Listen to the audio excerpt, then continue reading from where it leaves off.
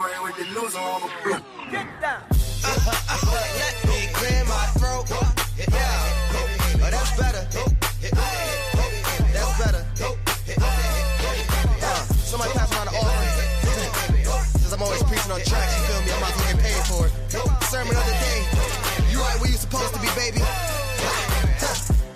Informant, that information forming. Important you get a portion of fortune pouring.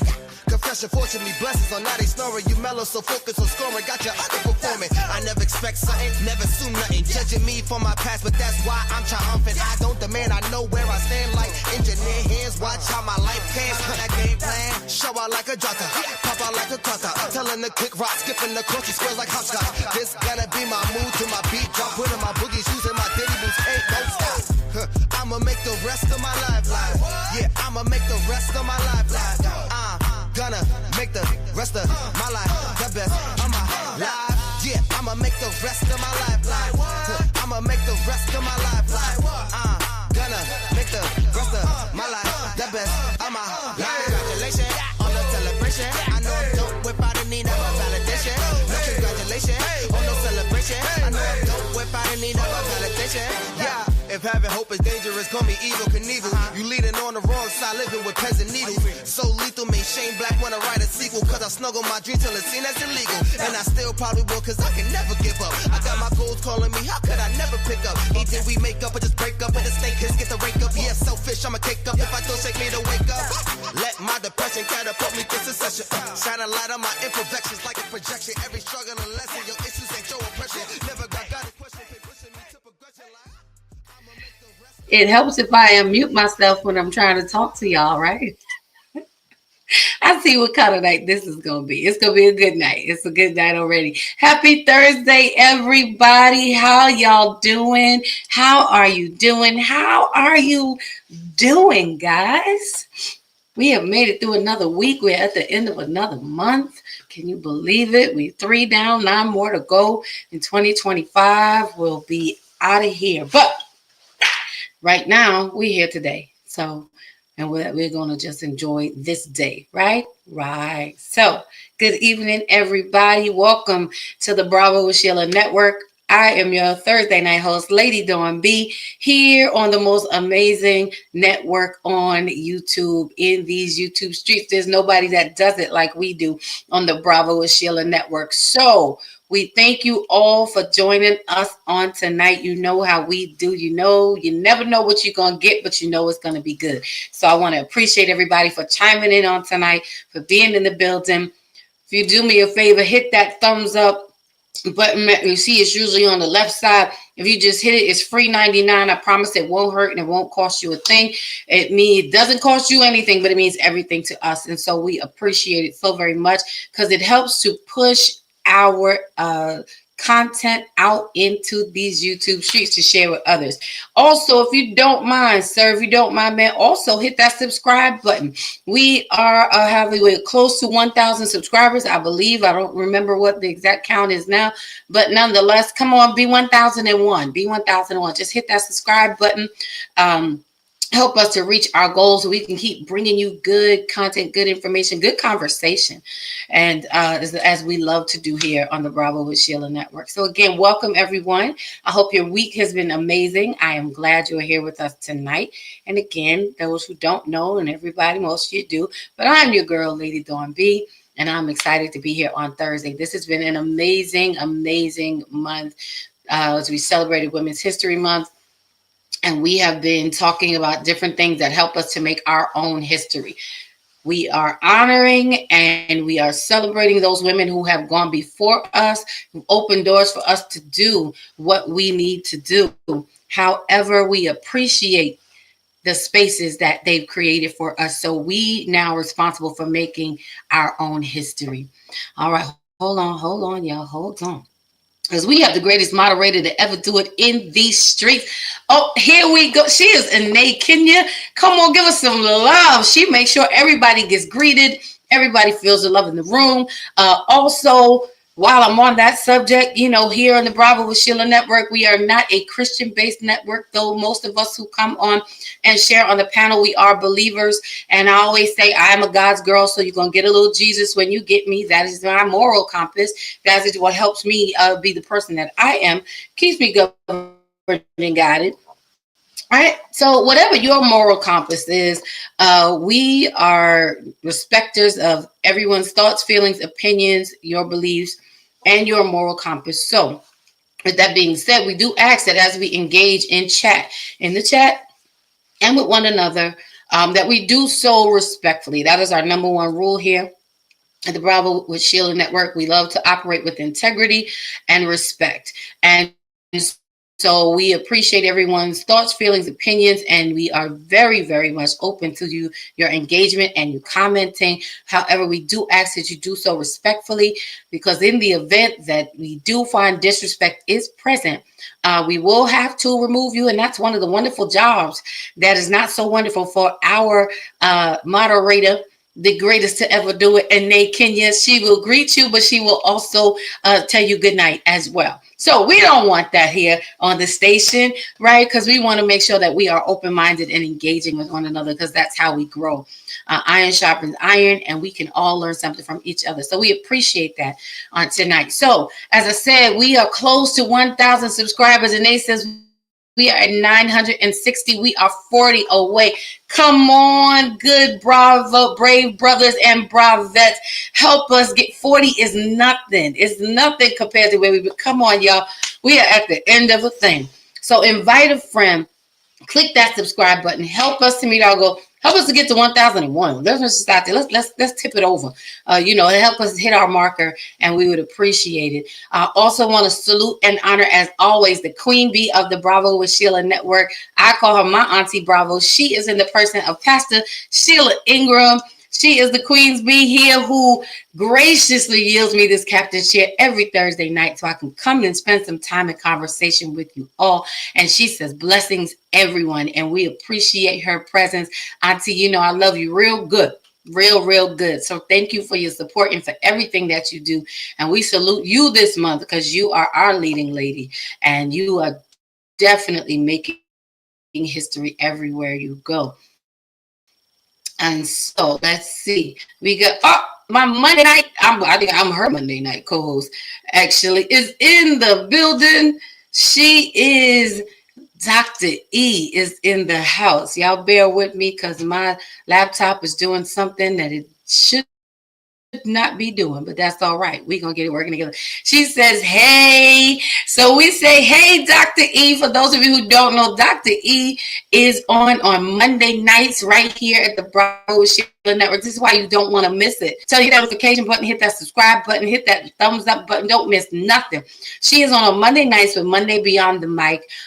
She used to co-host it with Coach Pache, who has moved on into a different arena, but she, I'm sure, will be, back. You'll see her face different times. So I have the pleasure of kind of sitting with her, and it is an honor. We have great talk on Monday night. I'm telling you, you don't want to miss Monday night. So come on, it's Monday nights at 7 p.m. Eastern Standard Time. Make sure you tune in for Dr. E. She is in the building tonight, my sister. And who else we have in the house? I see we have my other sis, Marilyn Jackson. How you doing, sis? Good to see you. Thanks for always supporting, for always being present. And we appreciate you so very much. Looking forward to your comments and your feedback. She keeps me in line. Marilyn definitely keeps me in line when I need to, because sometimes, I need adult supervision, y'all.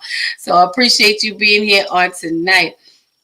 Renee said, looking jazzy. Well, thank you, Renee. I figured I'd take it down a little bit, be a little extra basic, basic with extra tendencies. I don't know how you want to quote, but thank you so much. I appreciate it. We always got to represent everywhere we go. Make sure that we are looking like who and where we come from, right? So I appreciate you all. Also in the building, and I'm going to bring her up in a moment, is none other than my sister from the godly Mister, You all know her. You love her. She is a regular voice here. She is a part of the Ladies Room squad. And I appreciate her so very much. God deposited her in my life at the time when I needed her most. And we have a bond that is like none other. Kind of like a spiritual Thelma and Louise, I guess I would call it. But in the person of Lady Risha Epps is in the building with me. And a few of our other squad will be joining us. So everybody say hey to Lady Risha, who is here. I'm trying to think of what else. I want to make sure I get all the announcements out of the way. Y'all know how we do. All right. Also, if you are in need of some spiritual enlightenment, encouragement, inspiration, a little comfort, whatever it is that you need, if you go right across the street, it doesn't matter which way you go, left or right. Even if you go straight, you'll still get there. Go across the street to the Sheila Ingram Ministries Network. Over there, you will find the most amazing ministry spaces that will just bless your soul. We have the leading lady, Pastor Sheila Ingram is over there with the kabod. She does prayer. She teaches the word. There's meditation and music and just a whole host of things that will get your spirit going. On Tuesday mornings, I was going to say nights, Tuesday mornings, we have my mom, the one who legitimately pushed me out. Y'all hear me talking about I am 404. Pastor Rosa, she comes on Tuesday mornings at 10 a.m. to share a good word with you. Takes her time teaching and preaching the word. So make sure you tune in. And also, I think this is my favorite day because it is like just a full course meal. You have the Women of Grace. They are the three amigos of the spiritual world, okay, of the Christian world, of the Bible of God, all that good stuff, in the person of Pastor Sheila, my mom, Pastor Rosa, and my auntie gangster, as I call her, Reverend Jenny. They are on, also known as the Women of Grace, and they will walk you through the women of the Bible, and you will find yourself in there. Men, tune in too, because you might find your wife, your mother, your sister, your cousin, your auntie. It might give you a better understanding into some insight of some women, but they are going through the word, and it is a wonderful time. So don't miss it. So that's why I make sure that you like and subscribe on both sides. Make sure that you get the full impact of it all. So without further ado, I believe that's all of our announcements. I like to get those out of the way before we get into our conversation. We are wrapping up Women's History Month.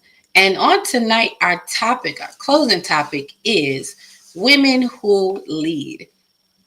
And we want to talk about balance, life, work, relationship. How do we do it? Because there is a lot to it, right? So I'm going to bring up, like I said, my sister girl, the lady, Risha Epps. How you doing, sis? Welcome this Thursday night. I am doing well, and you're so glad to be here. Hey, We are doing good. We're doing good. Oh, yes. And let me not neglect to welcome and say hello to those who are in the expensive seats in the silent section, in the upper echelons. We see you. We know you there, and we say good evening to you as well. As always, invite you down to come into the comments, come in the room. Let me say hello to you. Let us greet you properly. I promise you it's safe down here. We have security and everything, so you have nothing to worry about. It's safe. It's a safe space. I promise, and I promise, and I promise. All right, y'all. All right. So on tonight, we're going to get into this good conversation. And we are going to talk about women who lead.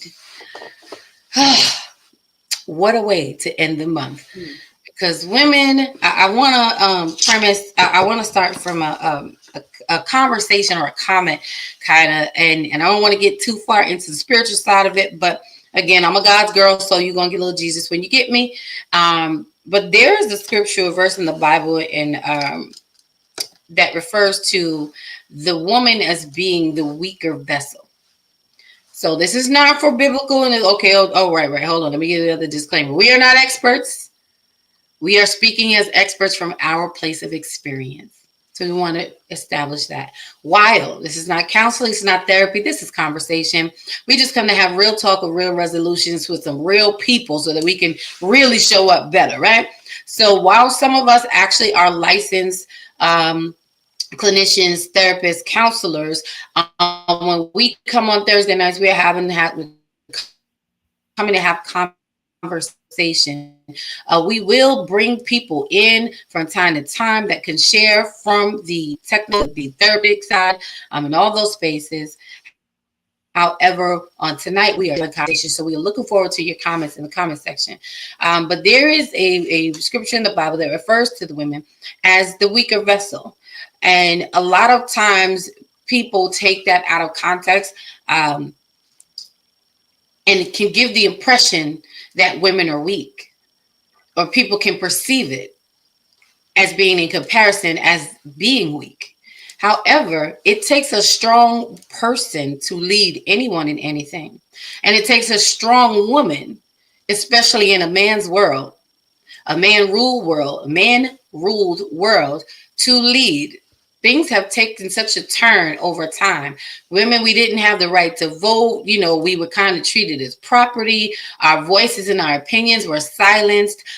We didn't have a whole lot of the rights that we do have today. And women have fought really, really hard to get into leadership positions. And here we are now.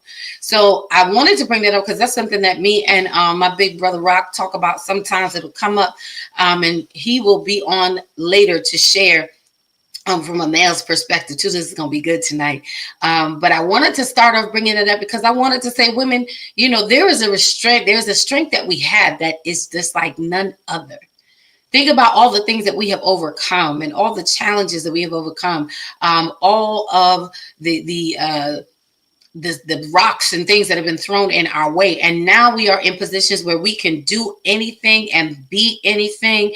If a door is not open for us, we will kick a wall in if we have to make it, And so salute to you, women. Understand that we are not a weak vessel. We are just a weaker vessel, but it doesn't mean that we have no strength.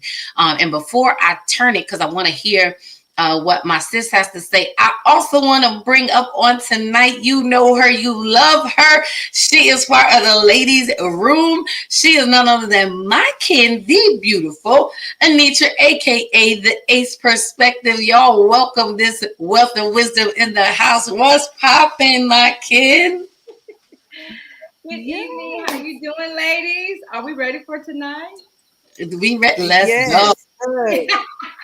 I have affectionately dubbed us the Texas two-step. Come on. I like it. I'm glad that you That's all right. We got the Texas two-step with us tonight. I love it. I'm with it. We here for it all. We here for it all. So we were just opening up this show, and I was just referring. I know you were in the background. I know you could hear the conversation so far. So I want to just start there and open it up to you, ladies, because I have some questions that I want us to talk about and share. So so far, based on what I said and shared about us not being a weak vessel, but the weaker vessel of the two sexes that have been governed on this earth.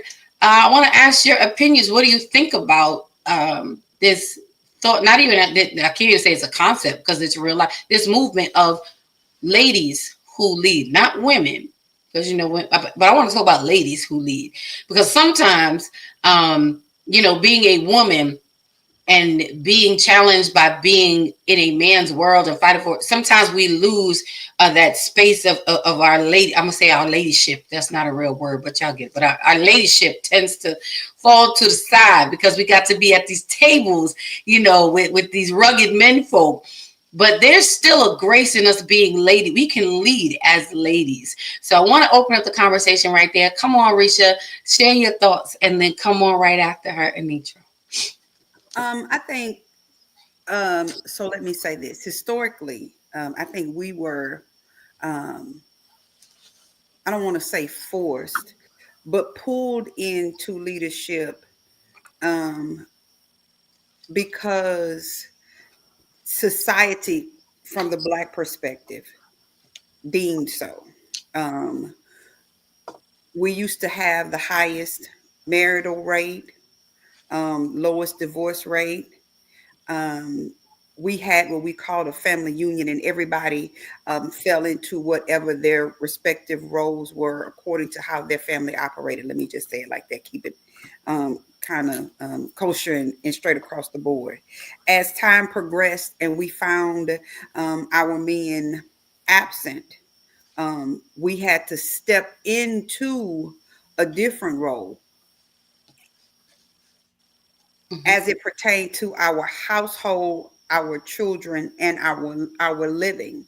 The movement for us to go into the workplace, that was started by our Caucasian counterparts, and we were pulled into that. But it was not the movement that we led. It was just a movement that we kind of fell up under. And actually, it was the what was used to systematically break down what we were successfully doing and they were failing at. So when I think about us in leadership, we came to leadership out of a necessity, not a desire, but now that we're here, we lead well. We've learned to adapt. We've learned to change. We've learned to modify not just us, but the system itself to not just benefit us, but to benefit the whole, which we still benefit from the least. So that's what I think about leadership. Leadership was not something that we sought. It was something we pulled into, but I don't believe there's anything that we as women of color are pulled into that we don't learn how to do well.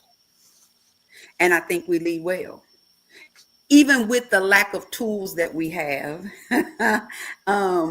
in most areas of the stigma that comes with being a Black woman, an angry Black woman, when you're just speaking your passion or conviction. And then if you're silent, then you don't know. So we've had to learn to navigate waters that society will not let us win in. And yet we still do it well. I think that's really good. I'm sitting here writing notes, a few things on what you shared.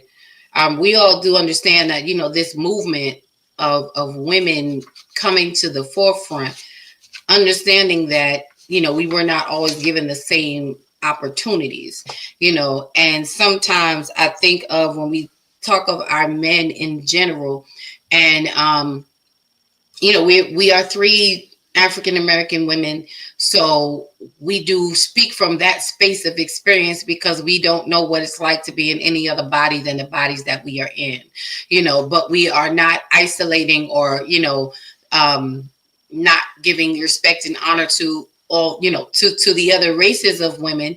It is all inclusive because at the end of the day, while we may have some struggles within our womanship, there's a breakdown even within that. Yes, that we still, as Black women, struggle within the circle of being a woman. We are not on the top all the time, according to, some of the feedback that we will hear and we will, that we get. But, I was thinking about something that you said, how basically we didn't catapult this movement, we got caught up in it. We came and, we added wind and breath to it because we are women. And that space was provided through the as you stated, kind of failure of our men or men in general, where those spaces that were lacking, women came up and filled them.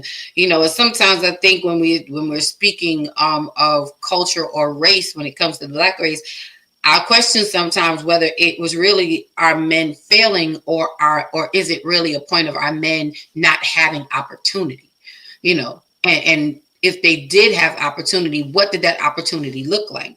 None of it was fair. It's just a thought that came to me as you were talking, but regardless, there was a gap that was made and created and we were able to fill that.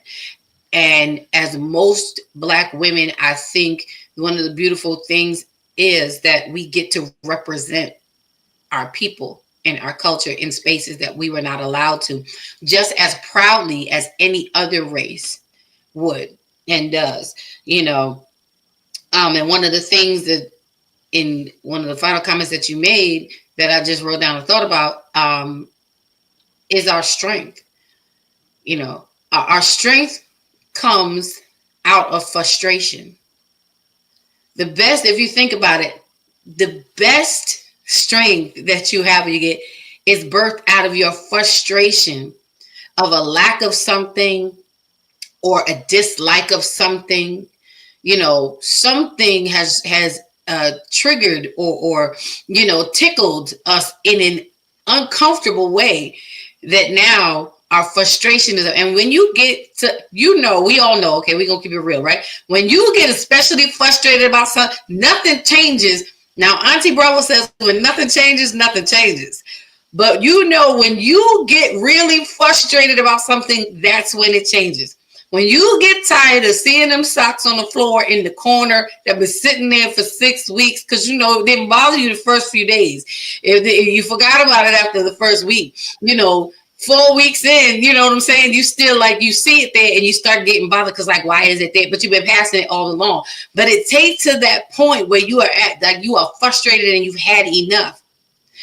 The socks are still there, but you've changed. Because now you keep seeing this same thing that's an eyesore, and then we change it. So our frustration produces, I believe, such a strength in us that it causes us to be resilient, because we don't stop until we achieve, what it is that we want or what our goal is. Come on, Anitra, jump in and share your thoughts. Well, I'll just say my sister, Risha, made me feel proud to be a Black woman. Like, we doing that out here. But I really wholeheartedly agree with you both. And just thinking about, and I know we all have a different moral compass. So, but we Jesus girls. So just thinking about what you're saying as our frustration, because women were created to be helpmeets. So we were created to have a resolve, to be an answer. We were created for processes. And if you notice, that's what we do. The moment we step into a situation, we got to figure it out. That's that frustration. What is going on here so we can make this run smoothly? I even think about, as Risha was talking about, the historical facts of how we came to be. I say all the time, I did not sign up to go to work every day. And whoever signed me up for that. Now, right now, I don't want to be barefoot and pregnant, but I'll cook you a meal. I'll take care of the house.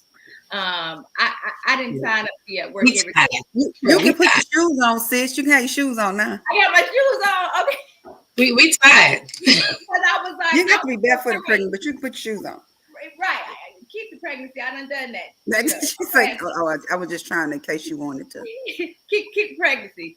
But I was a stay-at-home mom, so I was a domestic engineer. But even thinking about historically, not only did as Black women, or I say Black and brown, we took care of our families, we took care of their families. We managed households. That's what we did. We were able to manage not only the people we worked for a household, but our own. And keep it running and flowing, because we had that managerial or that stewardship. We take ownership of whatever we get into. We take ownership of that thing. Mm-hmm. We step in boardrooms and we own it. I know so many times, like you talked about the angry Black woman, because we are so passionate when we come into that space. It's because we're there to take ownership. It becomes our own baby, and we nurture that until we make it, until we mature it. We most times do not leave a place worse than we get there. It's always better. It's running smoother. The processes are streamlined. And so to say the weaker vessel, I know that that's not speaking in terms of physical or value, right? We look at that, and a lot of times people want to say that, but most times a man doesn't truly even know how to fully come into all that he is without the woman. Even in the boardroom. I mean, I am military corporate, and it's remarkable to me how the simplicity of things can be, and y'all, they sitting there like, I'm like, it's real easy. Give me 1, 2, 3, 4, and let's go ahead and move forward. That's all it takes. Ain't a lot of talking. No need to meet. We've already had it, because we are 8 steps ahead of everybody else. And even in our thought process. So I believe how God even designed us, he made us to be an answer. Mhm. So anything that rubs us the wrong way, then that we have to resolve, that we have to solve. I always tell, and I think I wrote a post about it, or it's pending post, I scheduled it out, that talks about being the answer and stop running away from problems. Because if you're running into problems, that means you are there to solve it. And we just solve problems with ease. But at the end of the day, I don't know about you guys, and I think we talked about this last week. Leading is a lot, because that same way we're supposed to partner with someone else to do the work to help them. The leading part is what gets you like drained. I'm tired. Like this weekend I was traveling, and there were certain things that I told a friend of mine. I was like, you know what? I'm late to the airport because you was supposed to tell me what time to be here. This is not my area. This is your area. You should have been telling me X, Y, and Z, because I have other things on my mind. But sometimes we don't want to have to make the decision. We don't want to make the choice. We just want to give it to, rest it in somebody and rest it in our partners or even coworkers. You come in your office and you're like, so nobody did anything because I wasn't here. You mean you didn't take initiative or anything? So being that vessel, I say all that to say we were built to be answers. Mm-hmm. We were made to be the person to help move the family. I'll say in the family realm, to move the family to the next place. Yep. And so to piggyback off of that real quick, when you bring that scripture into its proper context, it was about protection. Because we need to be protected. Yeah. And it's still that way today. You protect the prize. We are the prize. In relationships and households, we are the Josephs. We are the ones who there is a king on the throne, but nothing moves unless we move it. We can see further because, like you said, that's how we are designed. It is what we do. It is who we are. Our problem in the world today is, I believe, is that while you want what we have, you don't want us. So you say you make the space, but you make the space for us to do what you need us to do, but you don't embrace who we are, so we don't get the credit. We don't get the help. Like anybody else will have a team of 40. It'll be a team of you, me, and she. And they will expect the same amount of work with a tighter timeline and get better results. But you won't get the accolade. You won't get the pat on the back. And it's not that we need it per se, but when you think about how much work, like when Don said we operate, when we're frustrated, how much better would it be if it was from a happy space? Because that's who we are. That's how I move. That's what I'm designed to do.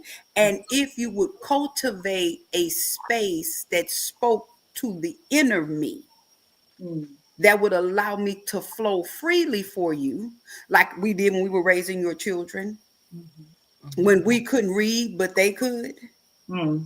Those things, and they were better because of it. Our children suffered because we weren't with them, but your children thrived.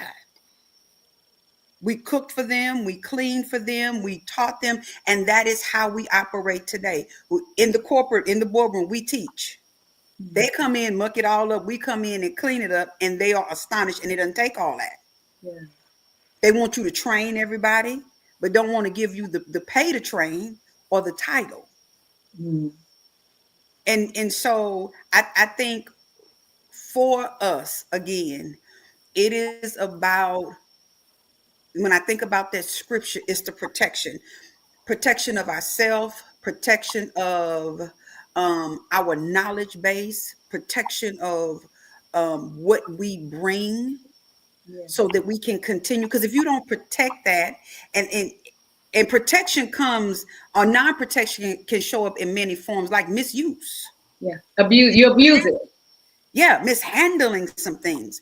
You leave it unprotected. So we are, meaning, when they were talking, because they were talking about husbands and wives, but so I'm just going to broaden it and say partnership. If I am your number two, So we're going to take this back to the Bible, and tools are always the answer. Mm-hmm. That they're pulled in to be, and Joseph was a tool. Mm-hmm. Tools, and so we are the second in line. Yeah. But we are the most valuable. I love the fact that one of the things, and like I said, I know Moral Compass, I'm not discrediting anybody. I love the fact it's not in a biblical space, but go ahead. I love the fact that when wisdom is referred, it's always in the connotation of a woman, female. It's always given, it's always spoken as she. And when I read that, I'm like, well, why is it always given that? Not that, because Solomon was considered the wisest, but when it always talks about the wisdom, it makes it more of a feminine thing over a masculine thing. And I think it's because of the strategy that it takes for wisdom. And also the lessons that has, for you to be wise, you have to actually grab your lessons and turn them to applicable actions in your life. And women do that so well. Mm-hmm. You know what I mean? We have got to the place that we take our lessons, and they, it's a hard knock life sometimes, but we take it and then we apply it to our life, and we use that wisdom to press forward in life and accomplish the things that it seems like we should never accomplish. We never should be able to do the things that we do with the lack of resources, so to speak. Sure. Yeah. With the lack of resources. But one of the things I do want to say is like this platform, I'm starting to see the shift in the women starting to gravitate to one another and begin to lean on each other more and more, where we didn't do that all the time, right? We weren't always for one another, but now being able to even sit in spaces like this and have these conversations, and whether we agree or disagree, we can always respect each other's opinion. And I love the fact that we're able to do that, that you have women online chiming in, hey, this is your perspective. This is my perspective. I call myself the Ace perspective because I said, this is, I see it from a different view, but it does not discredit Lady Dawn's view or Risha's. It does not discredit yours. It really lends weight to it because now I can pull from what you guys have learned and your perspective and make me even more wiser when it comes to making decisions or being that person I need to be. Oh, that's good. That's good. Thank you both for your shares. I just want to pause and welcome some people in the room. Welcome Auntie Jenny, Auntie Gangsta. Reverend Jenny is in the house. She is one of the women of grace who come on Fridays over across the street, whichever way you go, on the Sheila Ingram Ministries at 11 a.m. every Friday. So you can go over there and catch her. I promise you it's a good time had by all. Go find yourself over there in the women of the grace. So welcome in. And to those who have yet to pop into the comment section and say hello, just want to tell you good evening and welcome to Thursday night with me, your girl, Lady Dawn B. We are wrapping up Women's History Month. And tonight we are talking about ladies who lead, because there is a leader in all of us. And we want to talk about balanced work and life. And we were just starting the conversation off a little bit. One thing I do want to say is that, our comments, again, we are speaking from our wells of life, and we look forward to engagement and you sharing your thoughts and opinions in the chat, because we want to talk to each other and learn from one another. We all have particular angles and perspectives. We can only speak from the experiences that we've had. Until we have the experience, it is just our opinion.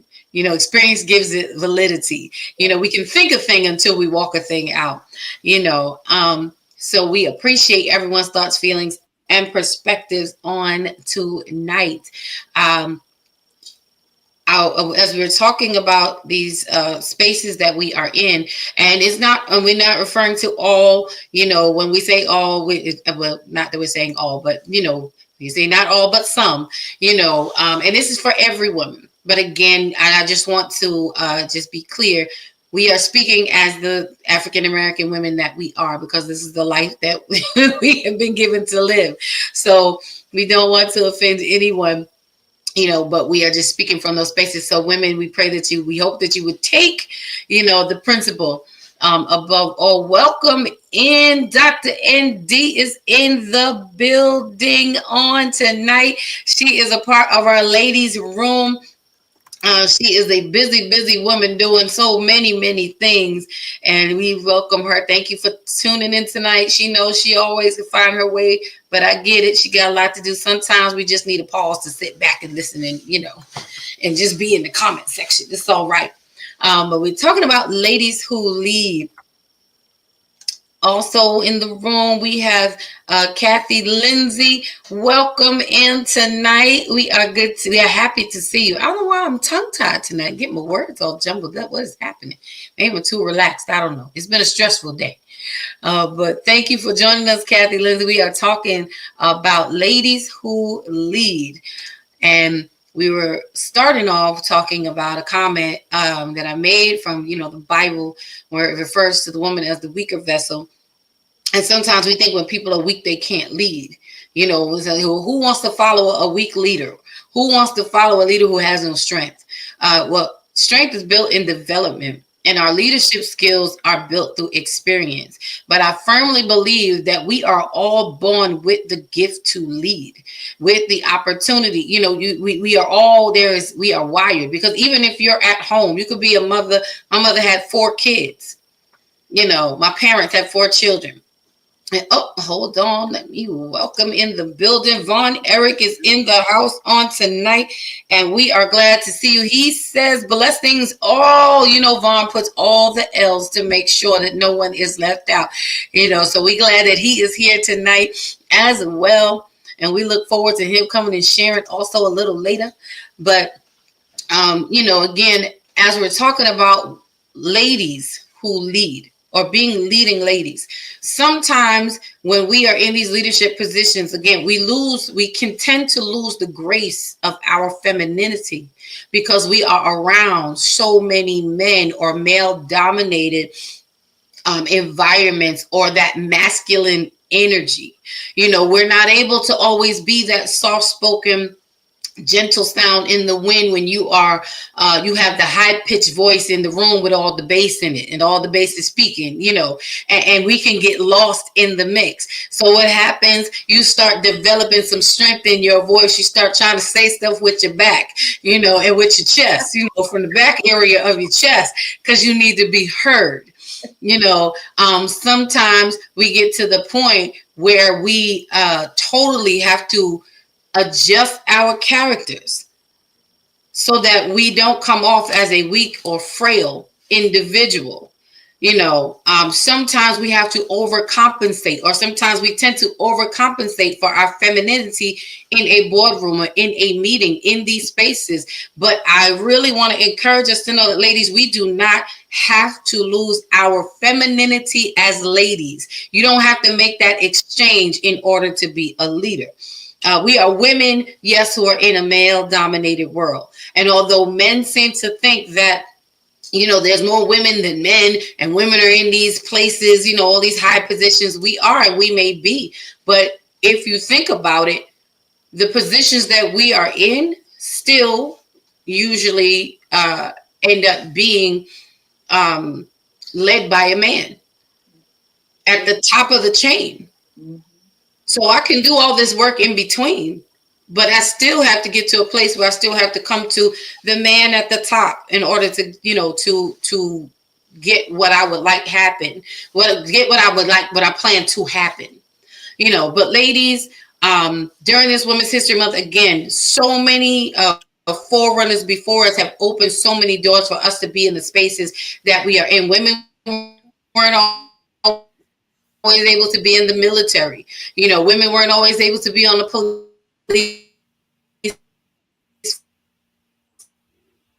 force. Yeah, bear with me in these mountains.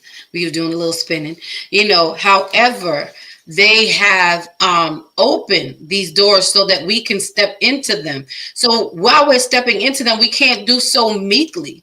Dr. Elaine says, absolutely. We do not have the imposter syndrome. Right. When we get the opportunity to lead in these spaces, sis, we got to step in the room like we not just belong in the room, but like I own the room, but still be humble. There's still a way that we can walk in and represent and be ladies. And let the fact that you are a lady be what leads the attention our way. You know, there's a way, because I don't want us to lose who we are now that we have these opportunities. You know, we have to bring that femininity back and bring it back into ourselves. You know, I don't want to be like my shoulders, you know, they not built for a whole lot of, I ain't trying to carry the world, you know. I might carry a state or two, but I ain't trying to carry the world, you know. But in our leadership positions, we can do it, and we can lead, and we can lead excellently exactly where we are. When we find ourselves, I feel like we find ourselves in spaces where we are struggling, where we struggle, even with all the wonderful things, you know, Risha said, and that, you know, Anitra said, and they're all very true about how we make a thing happen. You know, you give us, listen, you want to see a woman make a meal out of a whole, like you would never know that there was no meat in it, baby. You know, we know how to pull stuff together and make your belly full. You know, we know how to work with what we're given. Yeah. And turn it into something amazing that you be asking for seconds and you don't know that it's a poor man's meal. You know, I share oftentimes when we were younger, I didn't know when we were struggling. I didn't know when we didn't have, you know, any money, so to speak. I didn't know. I mean, we were well off. You know, my dad took care of us, but my mom used to make this, she still does, and this is my favorite meal to this day, 55 years later. Make some string beans with some potatoes in it and some neck bones. Get you some white rice. Listen, I didn't know that was the struggling meal. I had no idea. That was as good as steak to me. Now, you know, I don't want to give me that, you know, but this just speaks to how we take the little bit we have and make it into something amazing. If she was not a leader, she would not be able to know how to make, because that's what leaders do. Leaders make things happen. Leaders take what's around them and turn it into something great. And because I watched her do it, not knowing that was the, you know, we on the bottom of the barrel meal, I learned how to do it. You know, now I know how, all right, when ain't no money in the pocket and ain't no meat in the freezer, we hitting these cabinets. All right, what we got? How we gonna make it happen? You know, we got some beans, we got some tomato sauce, we got a little pasta, we gonna work it out, you know. That's what leaders do. Like Anitra was saying, you know, leaders resolve. We are the answer. We bring the answer to things. Dr. Elaine says we need to come in the main room like our ancestors called us. Come on. I'm sorry. We need to come in the room like our ancestors called us. That's right. Because some woman took the risk, you know, stuck her neck out there, did not give up, did not quit, just to get their foot in the door. And once she got her foot in the door, she's able to pry it open, you know, and now we have endless opportunities. Auntie Jenny says, girl, that is the best meal with some hot water cornbread. Talk about it. Oh, the hot water cornbread. Yes. So watch your voice. I'm about to leave y'all and go in my kitchen over there and keep it up. I'll be back in 10 minutes. Elaine says, like grits with, oh God. Grits with scraps now. It's girl, it's now a delicacy. Talk about it. See what I'm saying? We make stuff. Take the little and turn it into much. And that is the good and blessed thing about being a woman. You know, that we are gifted to be able to do that. And, you know, you may hear some men say, well, yeah, not all women. No, it's in her. Yeah, you might be the man to pull it out of her, but it's in her, you know, and we just have to have those opportunities. One of the things I want to talk about too about women who lead, ladies who lead. I don't know why I'm tongue-tied tonight. Is when we find ourselves in these spaces, there are also challenges that come along with us leading. Sometimes even at home, as mothers. you know, as sisters, as caregivers, there are still challenges. People think that, you know, because we do something so well, or it looks like we do it with ease, that it is easy, not knowing that on the inside. And ladies, tell me, you know, like, say something in the chat if you can relate to this. It looks real easy on the outside because I can't afford to show my frailty, but on the inside, my everything is falling apart. On the inside, you know, I'm crying tears on the inside. On the inside, I'm trying to figure out if this is even going to work myself. Like, I'm not even sure, you know, is it just me? Does it, you know, but I want to talk about that emotional overload that happens to us, or can happen to us internally, because the pressures of feeling overwhelmed with leading can be a bit much to bear. Auntie Jenny says, little becomes much when you place it in a sister's hand. Exactly. Listen, put your hand up. Give yourself a hand, okay? So give me what you got, bro. Give me what you got. Watch me work it. But I want to talk about also, you know, like I said, the emotional side, that the overloading that can happen to us on the inside, and a lot of us internalize it and never let it out, and it becomes our norm, and we become so accustomed to stress that we don't even know when we're stressed anymore. We become desensitized to it. So before we get into that, I do want to bring Dr. ND up because she is in the house. Hey sis, how are you? Welcome to the platform. Good evening. I see y'all all wearing hats. I went and put mine on. Come on. Even though I ain't got no bling on it, I went and That's put what my we do. hat Listen, on. I did this. I did this for y'all. I did it. Yeah, But y'all know I'm always gonna have something. I feel naked if I'm not shiny. I feel like that's too grown and sexy for me. I feel sorry. that's basic. I'm doing my best. That's way out of my league. I just put out All Faithful. You know that had this. You know, this had outlasted the relationship. Oh, my bad. I'm sorry. That's when you give. Oh, I'm sorry. I didn't mean to say that. It got the red 10 and the, you know, it's one of them has like, it's a classic. You appreciate vintage. Don't worry about it. I got y'all covered because in 2025, you know, I told y'all I was gonna be toxic in 2025, right? I said I'm being toxic. I'm going outside, doing all of the things. You going outside? Oh, we going outside. Oh, we are outside with our. See, I was a lady. Outside. I'm a lady who's leading outside. I was leading myself. I'm just. I'm gonna put my hat on the side. We outside. We outside and Come on. might as well represent being outside on the street. Come on.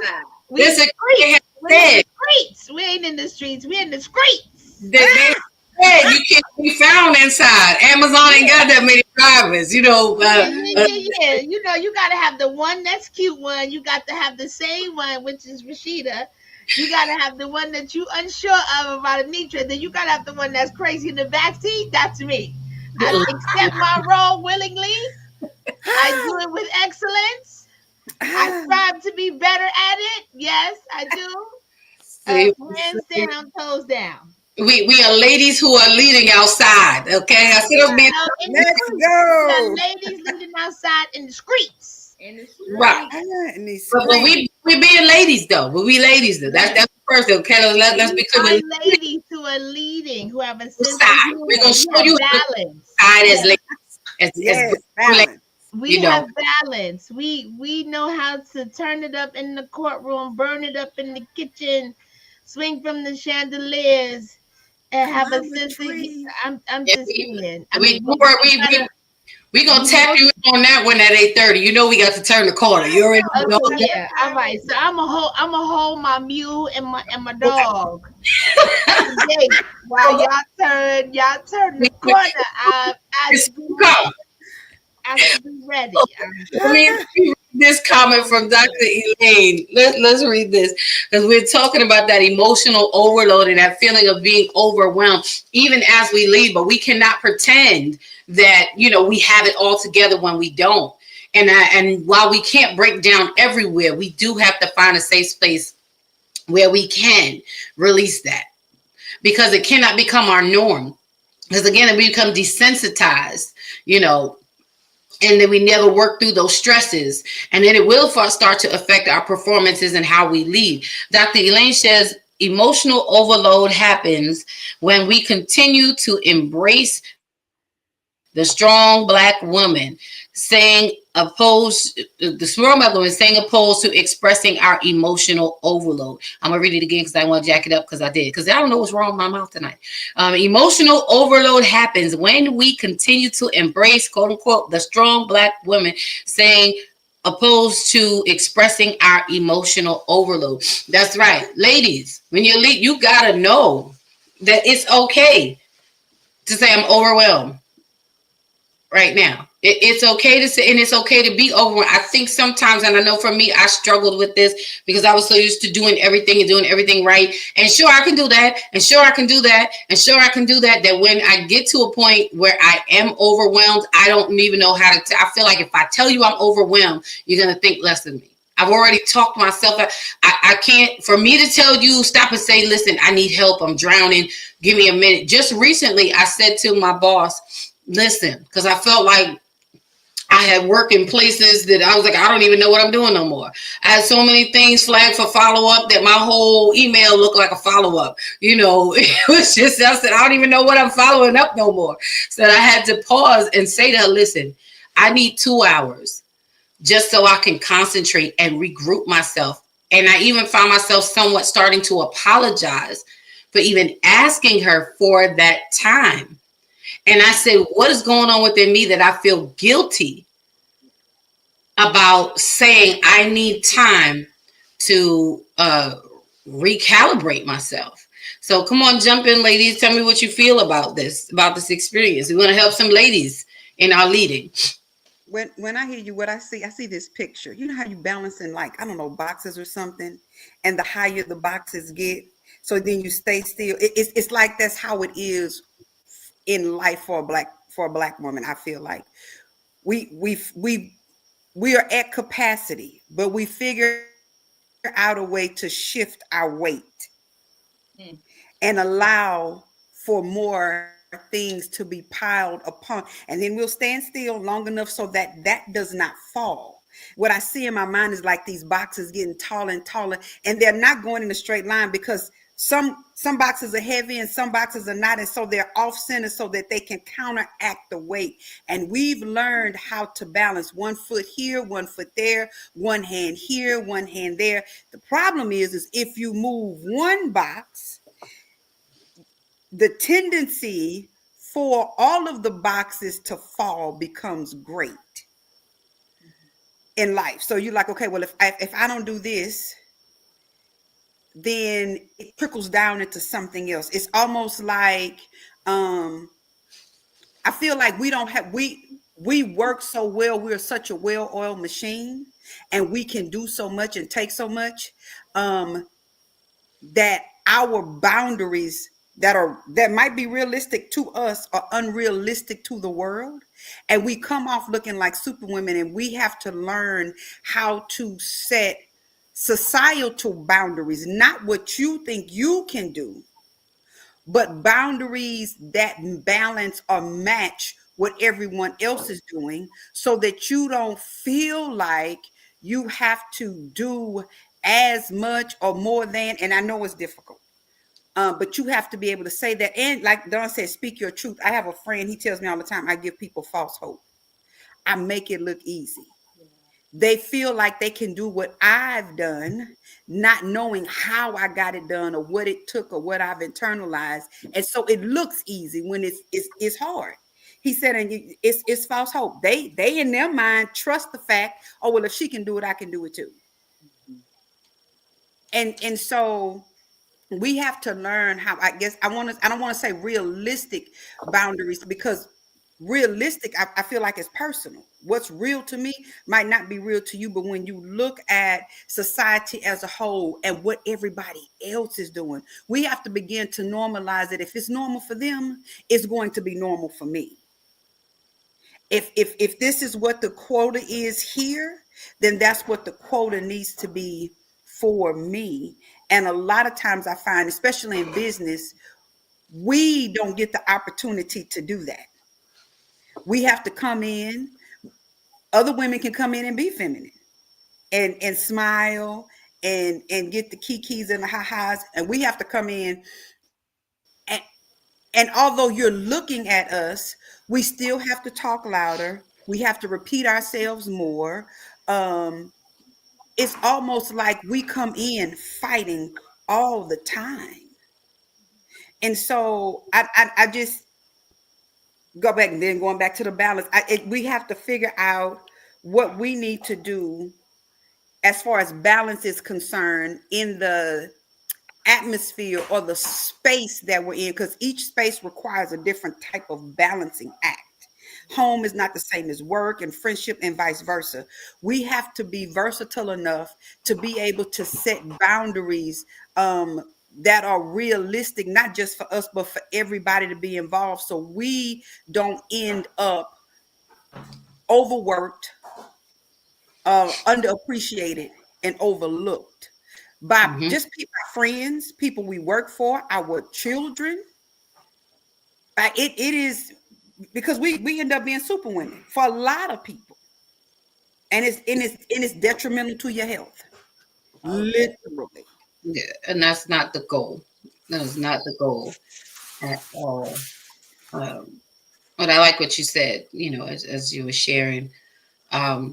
We have to stop making it look like we are superwoman, because then it does give a false depiction to other women, other people, that is easy and we don't need help. And that's why we don't get help.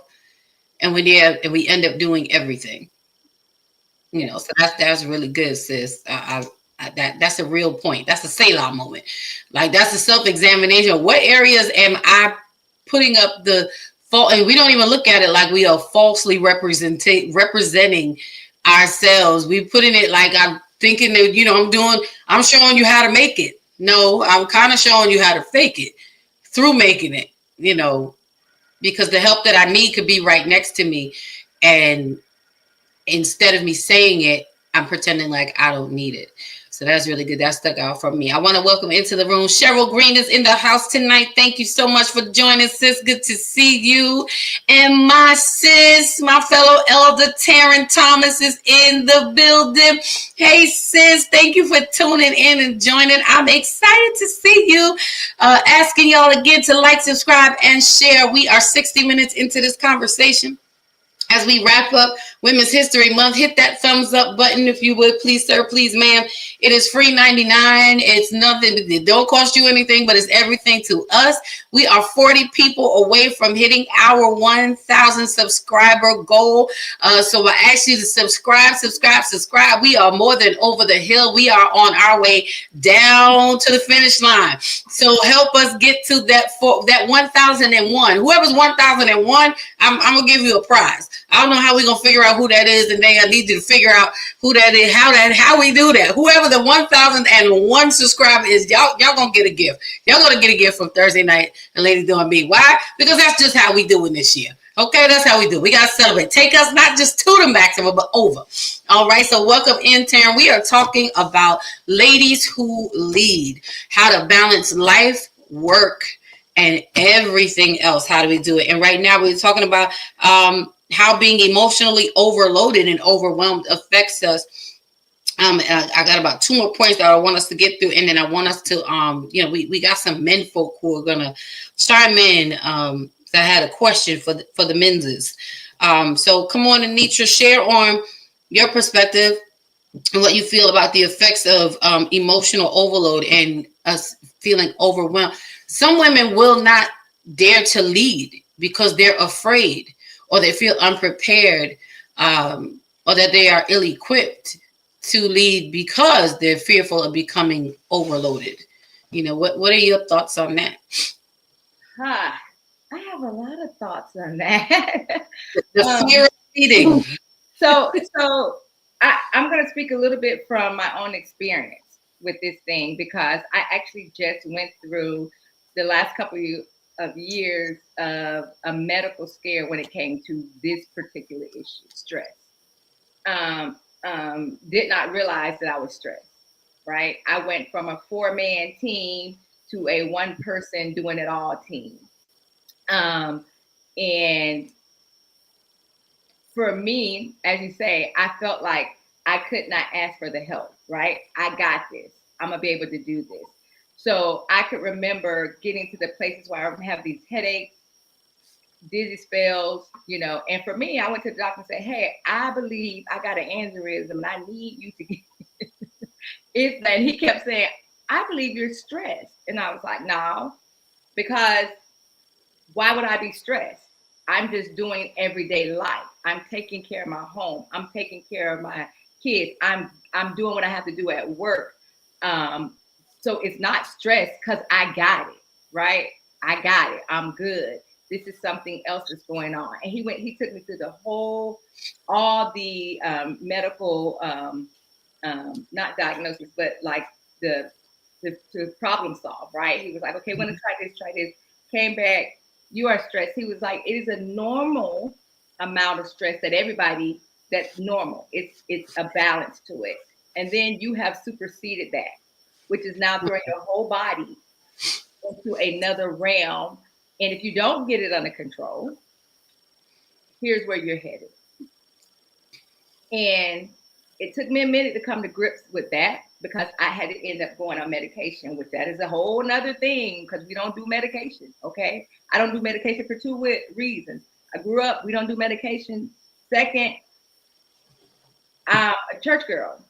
We don't take medication, we pray, right? And get delivered. That did not quite happen that way for me. So what I end up doing is happen to go through therapy, happen to get medication to get it under control, to even be able to deal with, to say, I am overwhelmed and I need help.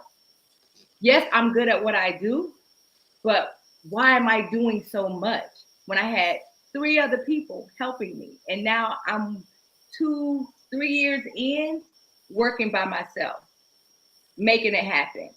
And I finally got to the point where I was like, you know what? I can remember my grandmother telling me, you always have to take care of yourself because at the end of the day, if you die, they're going to replace you. Right. You'll be replaced.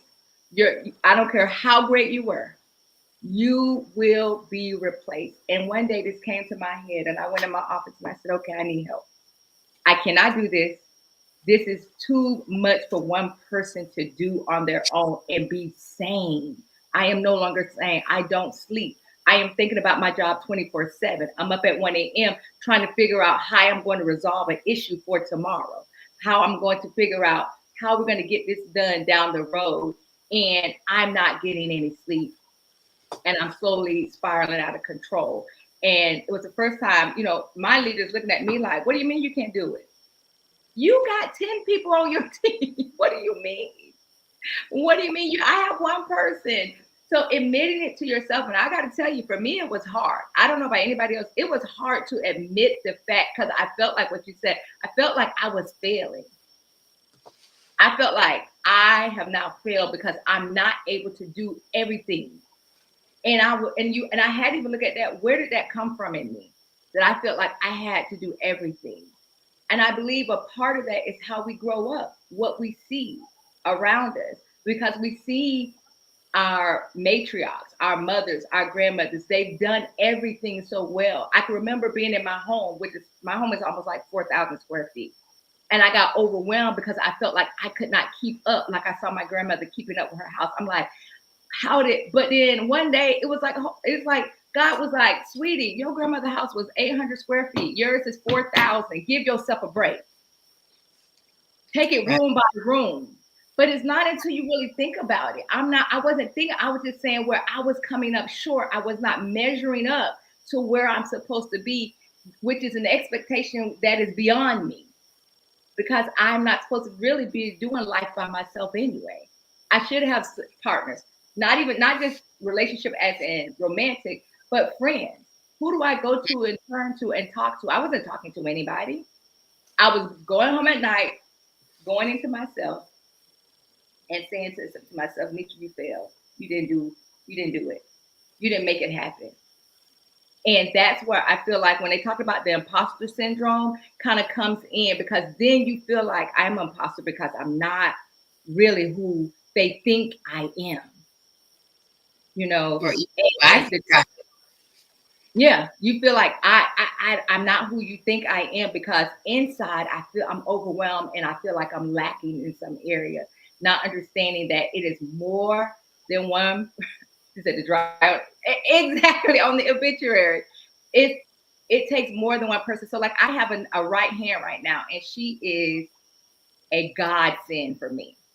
I mean, truly a godsend. And I have learned to release work. That took some time too. That took time to release it. Because then I felt like, wait a minute. You know what I'm saying? Hold on. that control. That Right. control. That control was coming out. Wait a minute. You're doing too much. Slow your roll. And then I had to pull back, and I had to then set the boundaries on myself. No, that's yours. Let her do it. It's fine. You got 10 other things to do.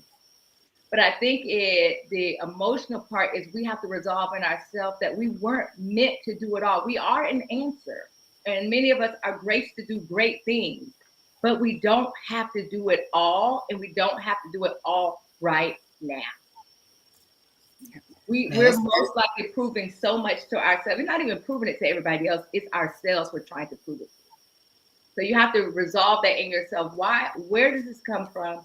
And why is it that I feel like I have to do everything right now by myself? And if I don't, then I have become a failure. Yeah. And I want to get Dr. ND in it. And that's, I know she's gonna hit it. you know, when you talked about control, I will say these two short things. And welcome in, Uncle Rick.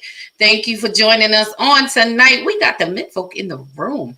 Thank you for being here with us. We hope you are enjoying this conversation, and will lend us a little, feedback from the male perspective. We're talking about ladies who lead and the balancing of life and home and work and the things we're going through, and how we do it. When you talked about control, I found that the truth of the matter is the more we try to keep control, the more we have a tendency to lose control. Because you may be keeping control of things on the outside, but you'll very well be unraveling on the inside. Yeah. And while we are an answer to some things, we're not an answer to all things. And you got to know which things you are the answer to, and the rest be like, I don't know. It's okay to say, I don't know, and let's find out together. We have to free ourselves of that feeling of failure and that feeling of thinking we're not enough. Because I know for me in my mind that's what that translates to. So I learned how to process differently. So Dr. ND, I want you to get in on this conversation and share with us, because even as Anitra was sharing and talking about the need for help, and the ability to ask for help and to have that help. One of the other parts of the conversation we're talking about is partnership. That even as leading ladies, we have to understand that we still need partnership. I see you, Rish. We still need partnership. We cannot do it alone. We are not meant to do it alone. We are part of the answer, but we are not the whole solution. So I want to leave space for Dr. ND to talk to us. Adding to, not piggybacking, but adding on to what Anitra just shared about that thought of control, us being the answer, and that space of needing partnership. But I think Risha wanted to add something real quick before we go to. You didn't have your hand up? No, I'm just agreeing and pointing. I'm being interactive. Oh, okay. All right. I wasn't sure. I didn't want. Okay. Well, come on, interactive Risha. Come on with it.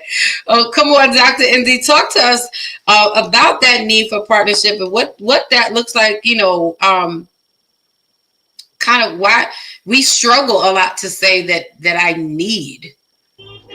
So That I need. Period. Those are two words that's hard for me to say. I was like, So I kind of got an answer, like for what Risha was talking about us showing up differently for everything. and then this part about partnerships. So I'm going to address them both simultaneously, if that's all right. Come on. So one of the things I've had to learn is about that showing up for everybody. In 2024, I started to crash and burn and didn't know, because I was everything to everybody and nothing to myself. Towards 2023 leading into 2024, let me get it right, because it wasn't something that was in like right away. It was a progressive state, and by 2024, towards the end of 2023, I was crashing and burning and didn't know that I was crashing and burning. So one of the things that came out of that, and because we serve, and this time I'm going to tell you, if it was not for God, therapy, and the determination to live, I'd probably be locked up somewhere in a loony bin. Which takes me to Risha's statement about showing up differently in spaces. I'm not showing up differently in spaces. I think that that's part of our issue, is that we feel that every space we go in, we have to change the didactics of who we are as a person. I've made a decision. I'm not doing that. I'm not showing up different to make people feel comfortable while I'm uncomfortable. I'm going to show up as my true self, and those that can engage will, and those that won't will not. I've learned that it is important because we give so much energy to how people feel and their perspective and what their thoughts are and what their opinions can be. And opinions and thoughts are limited, especially to those who do not have the capacity to think beyond their eyebrow, but yet want the attention of the whole room. And so I agree that there are women who are putting a lot of energy into, I gotta be this great, I gotta be superwoman. I have retired and burnt that suit. It doesn't exist for me no more, because I thought I was superwoman. Listen, I raised 3 kids. I was a single mom. I was putting kids to school. I was going through school. I was working a full-time job, trying to balance a bum relationship. As I said, the hat outlasted the man. Bless the Lord for the hat, because there's a covering. I'm covered. I'm covered. That's God. So we all covered tonight. I'm covered. This is a covering, like, because we always talk about we need to be covered. I'm covered. I'm covered. Okay, so I'm saying all of that is because I did all of that, and I felt that I had to show up even for my parents and for my grandmother who is still very much alive, for all my friends, and I had to show up differently based on the totality of my friends, because I couldn't be this with this one, but I'm exhausted. I ain't got all of that. I'm not, and I've learned how to ask for help. You know why? Because I'm tired. Like this presidency, I'm going to lay down. I'm laying down. I'm going to take a nap. I'm going to eat some snacks. I'm not going to answer my phone. It's on focus. And I think that we've got boots on the ground. I got my boots on the ground. I'm tired. I'm tired. I ain't doing it no more, because I'm tired of people putting expectations on me I can't meet. And then when I don't meet them, I'm the bad guy. Well, ma'am, sir, let me tell you, I'm not coming. My shirt is wrinkled. I don't feel like doing it. I'm tired. I'm going to lay down. I'm not calling you. I don't feel like engaging. And and it's not that I don't want to use the word train, but those who are close to me now understand when I'm not available, I don't wish to talk. It's not because I'm mad. I need time to process, because I got some stuff going on. Like right now, I really wasn't going to get on tonight. And the spirit was like, maybe you need to do this, because I had a rough couple of 2 days, and maybe you need to do this. And I did. And I'm glad I did, because there are people that need to know, why do you have to change who you are when you walk into every room? It doesn't matter what room I walk in, I make a statement, because I'm here. Hello, how you doing? You all right? I'm good. Nice to see you. Oh, you don't like me? Bless you anyway. I'm just saying. Come on. And I can vouch for that. I can vouch for that's what she did. Like, I'm tired. I ain't got it no more. When I'm in my 50s, I ain't got it. I'm not giving all of that. And we need to get to a place where we become comfortable in our skin. My idiosyncrasies, listen, I got to lose some weight. I know that that's my issue. I'm not asking you for your opinion on how to do it. Me and Black Jesus is going to work this thing out as best as we can, because we already realize both places can't be the same thing. So I think that as Black women, we need to come to a place where we need to know when it's time to rest. I'm not doing it today. I'm not cooking. I'm not bending over backwards. I'm not taking the kids to baseball. I'm not doing it. I don't want to do it. I'm tired. I want to just lay down and do nothing. I don't feel like going to the party. I don't feel like putting on makeup because I want to show up for her, but she's never there for me. Like, let's tell the truth and shame the devil. When you got a good girlfriend and you always there and she not there, why don't you just pick up the phone so you can be at peace instead of pretending to be something you ain't? Girl, you, let me tell you something. I love you, but you ain't been a friend to me. Okay, that church, that's that church house. That's a Selah moment. Real. That's real. Because we're saying we're going to hold people accountable. Come back. It's time to tell people, listen, I love you and we friends, but you have not been emotionally available for me, and that bothers me. You've not been a support system to me, but I show up for you every time you call my phone. You text me, I got a prophetic word, I can pray. You can hear from the Lord from me, but any other time that I'm going through, you can't discern in the spirit that I got an issue. Come on. I need 15 minutes to breathe. No, I'm not showing up in nobody's spaces other than my authentic self. Whether my hair's combed, my nails ain't done, my feet need a pedicure, I'm coming as I am. Deal with it how you feel like dealing with it. And you don't want me to come, don't invite me. Now, in regards Amen. to I'm inviting you. You invite me, I'm coming. Like, I got Shirley Temples on tap. What you talking about? All right, you what's come on, let us have the other half of it. And then I got let me say this about being able to say I need help. That has been that's the season I'm in now. God is putting me in a position where I have to learn that I need help. And that help, it's not even about people, it's about me getting to him first and people second. And because I felt my whole life I could do it, and it felt like I was doing it. I mean, I did it. It looked like it, but God is retraining us. And sometimes we have to admit that we're not where we need to be. And we need that. And we got to be honest with ourselves first. Be honest with God first. God, this right here, I'm struggling. Like right now, I'm in a situation, I'm in a circumstance. Let me say it this way.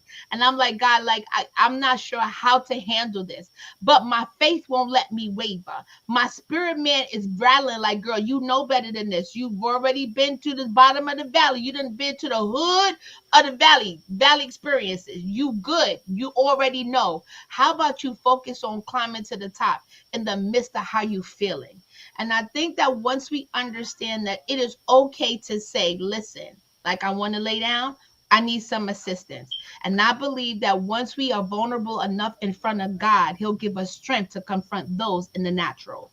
And that's what my take is on asking for help, because when I tell God I can't, I don't know how to, God will find and will give me grace and give me the comfort to move past me feeling embarrassed about asking somebody or putting myself, like I promise you the Holy Ghost will ask him to give you a ride home. I was like, you know, we don't do that, Jesus. We always got cab fare.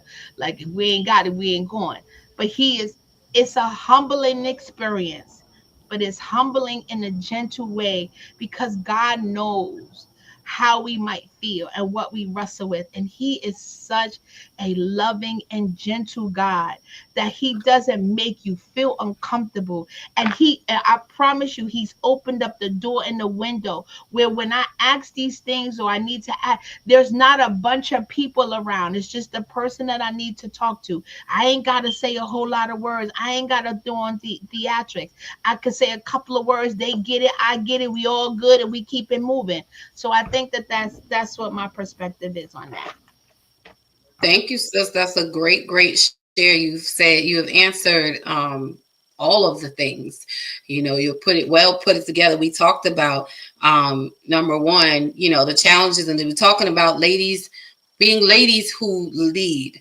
I want to welcome in Theo. My sis is in the building.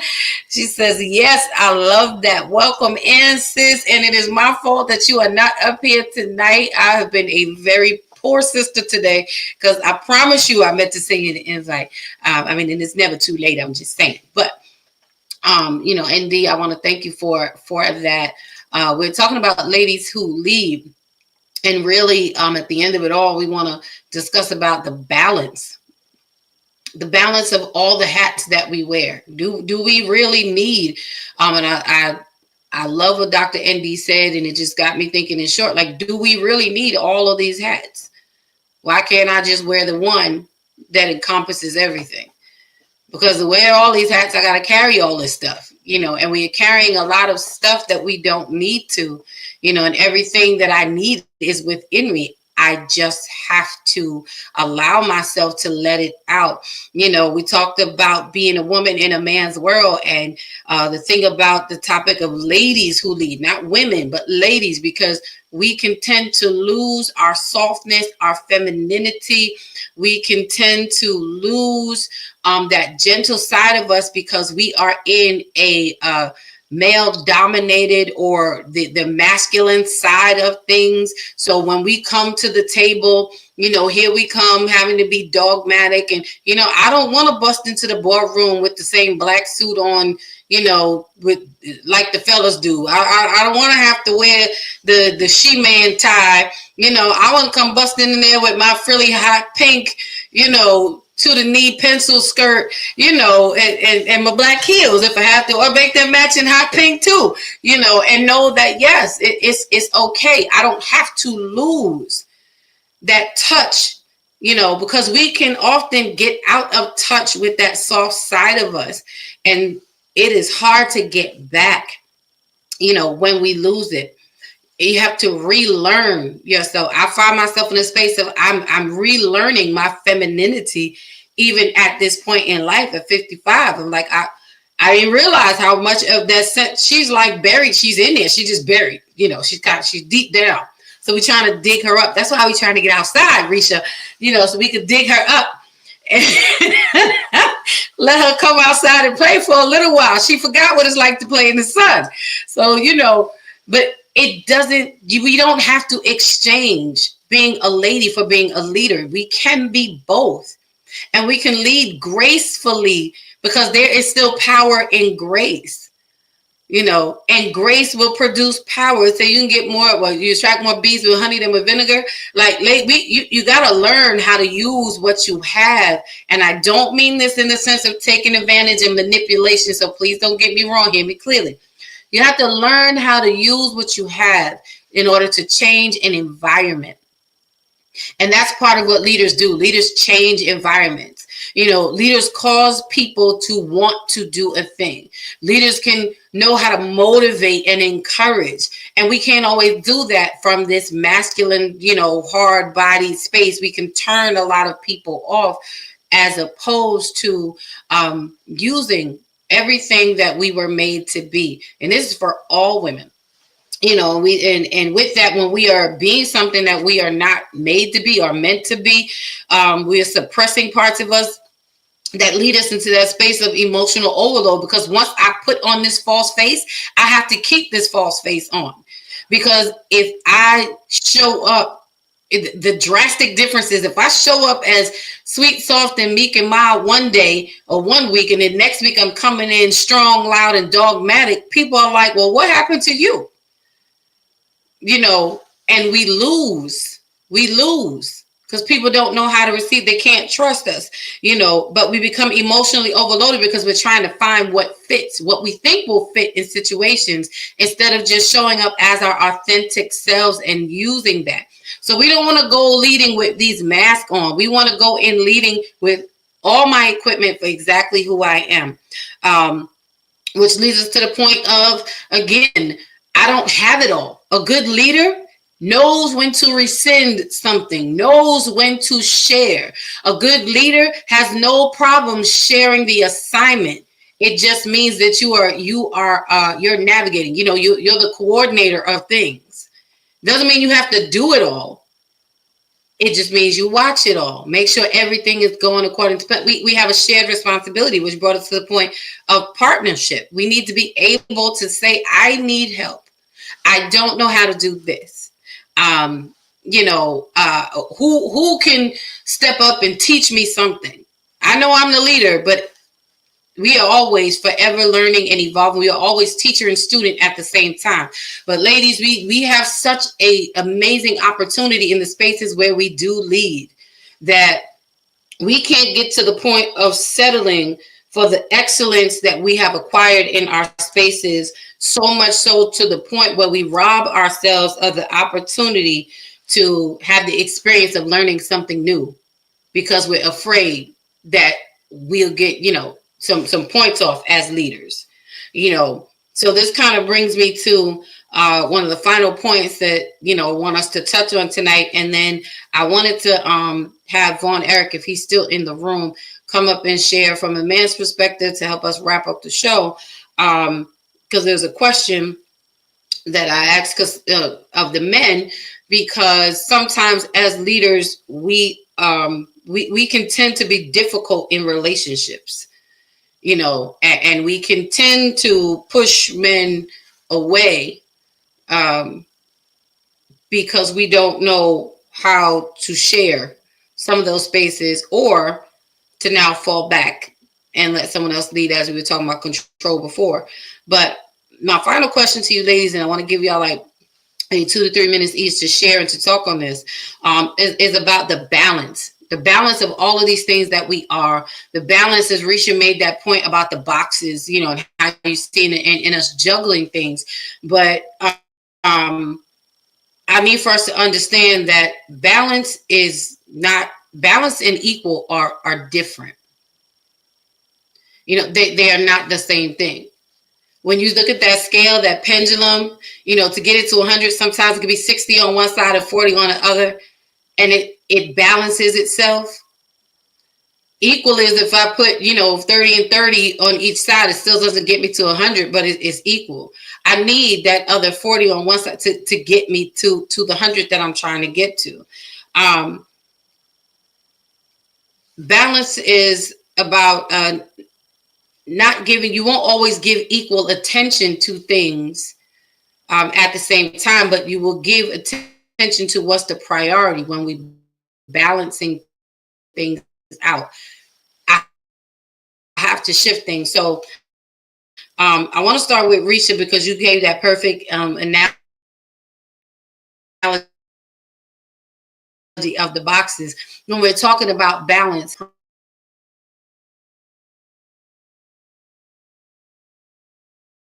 for all of us on tonight is, what does balance look like, and how do we manage all these things that we do? Because we're amazing. So let me say this, and it's almost contradictory. I don't think in life what we actually get is balance. I think what we have to learn to do is prioritize, and it first starts with prioritizing yourself, and then the balance comes in taking care of what is needed, like you're needed.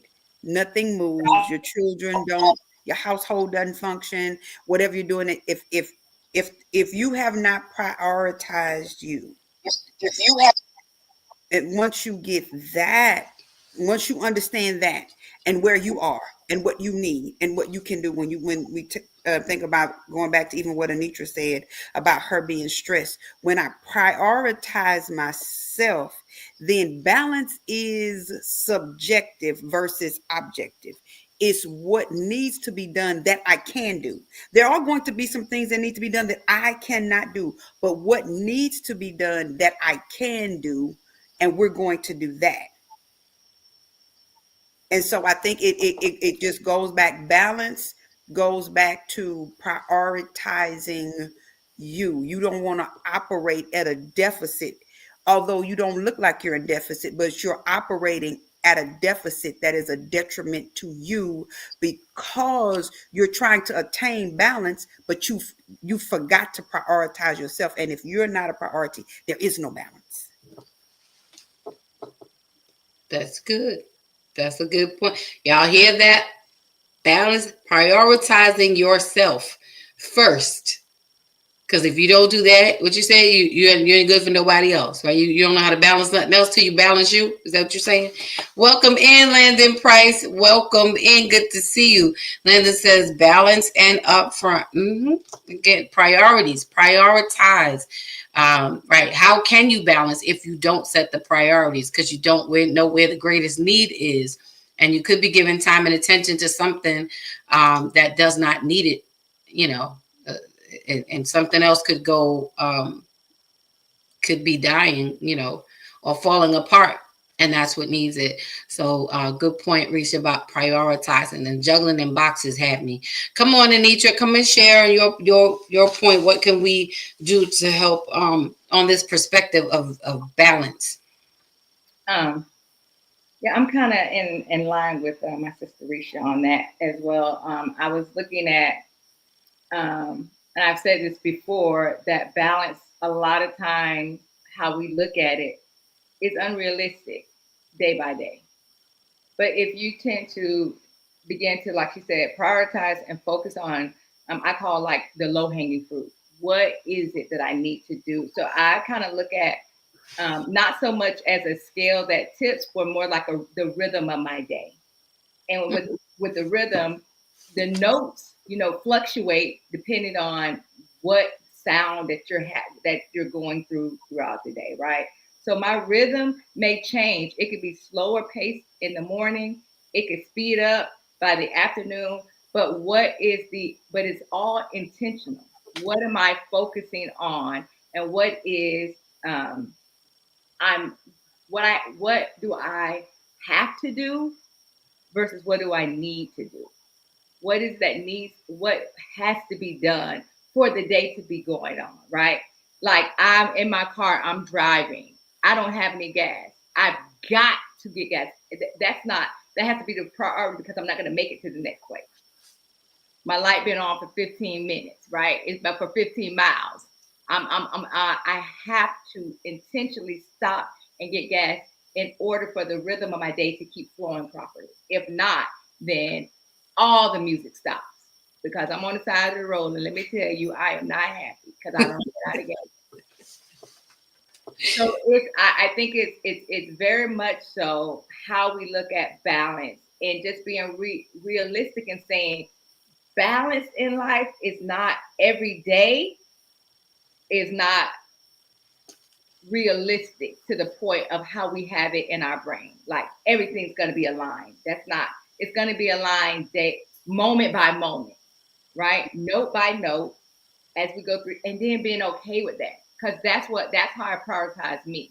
By being okay with the fact that my to-do list may be altered throughout the day. 1, 2, 3, 4. You know what? Something came up. 4 is now number 1. And I have to be flexible with that. And that is going to be key in how we actually achieve the overall accomplishment of our day. And that's good. I love it. I was writing it down. Said, what's the rhythm of my day? And then the need versus what I have to do. That's right. Don't be on the side of the road with no gas because you run out. You ain't gonna be able to help nobody. Is what she said. She said what she said, y'all. She said what she said.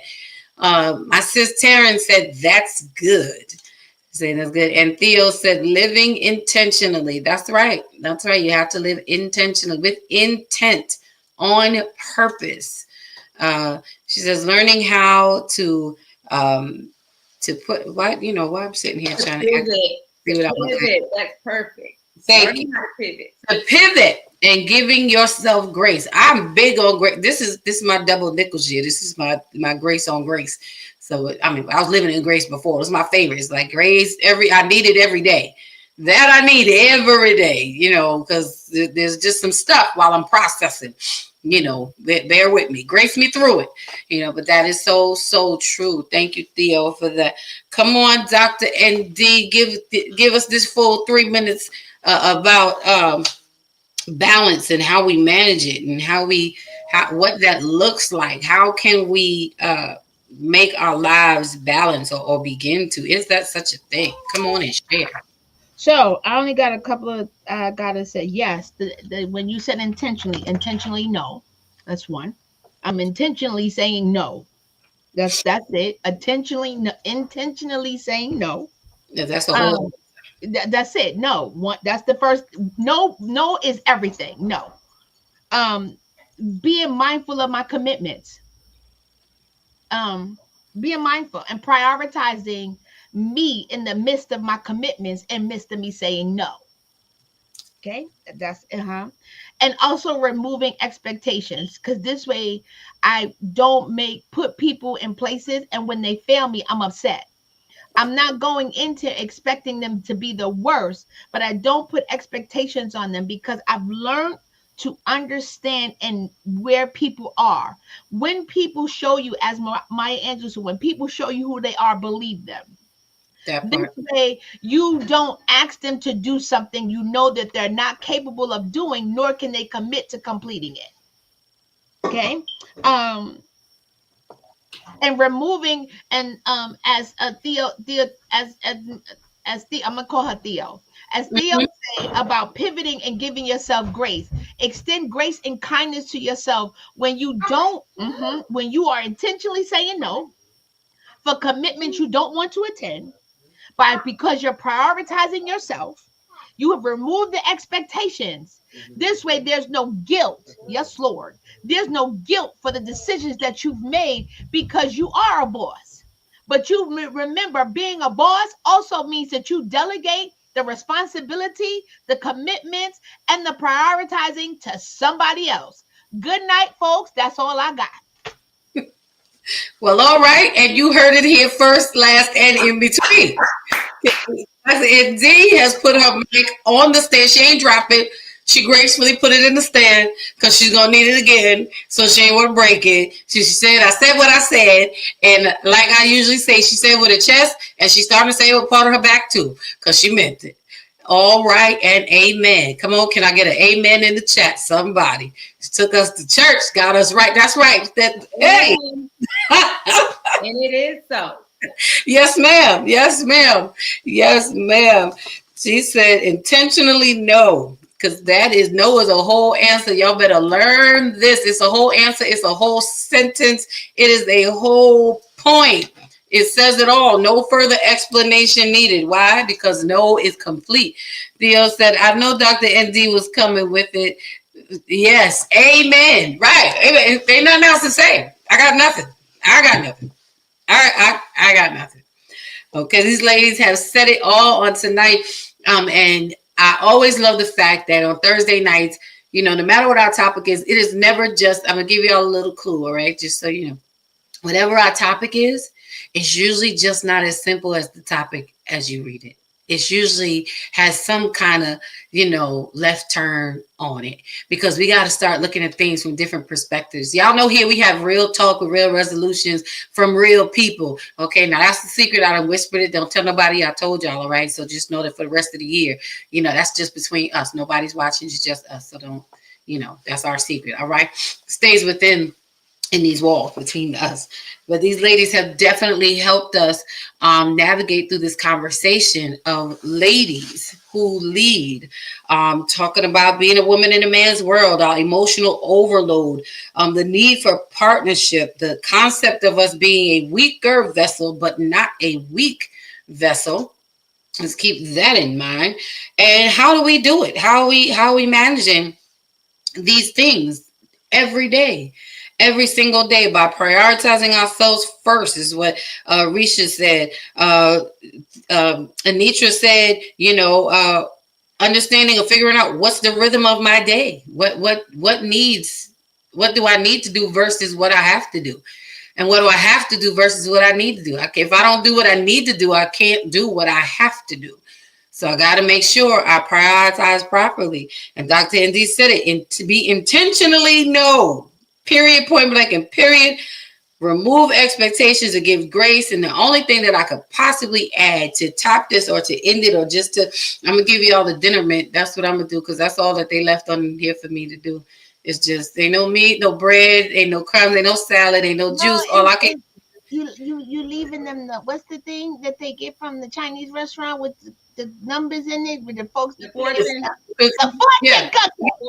cookie. Well, I wanted to give them the mint. Let me give you the fortune cookie. That's your You want the Andy's mint. That's your gift, your parting gift.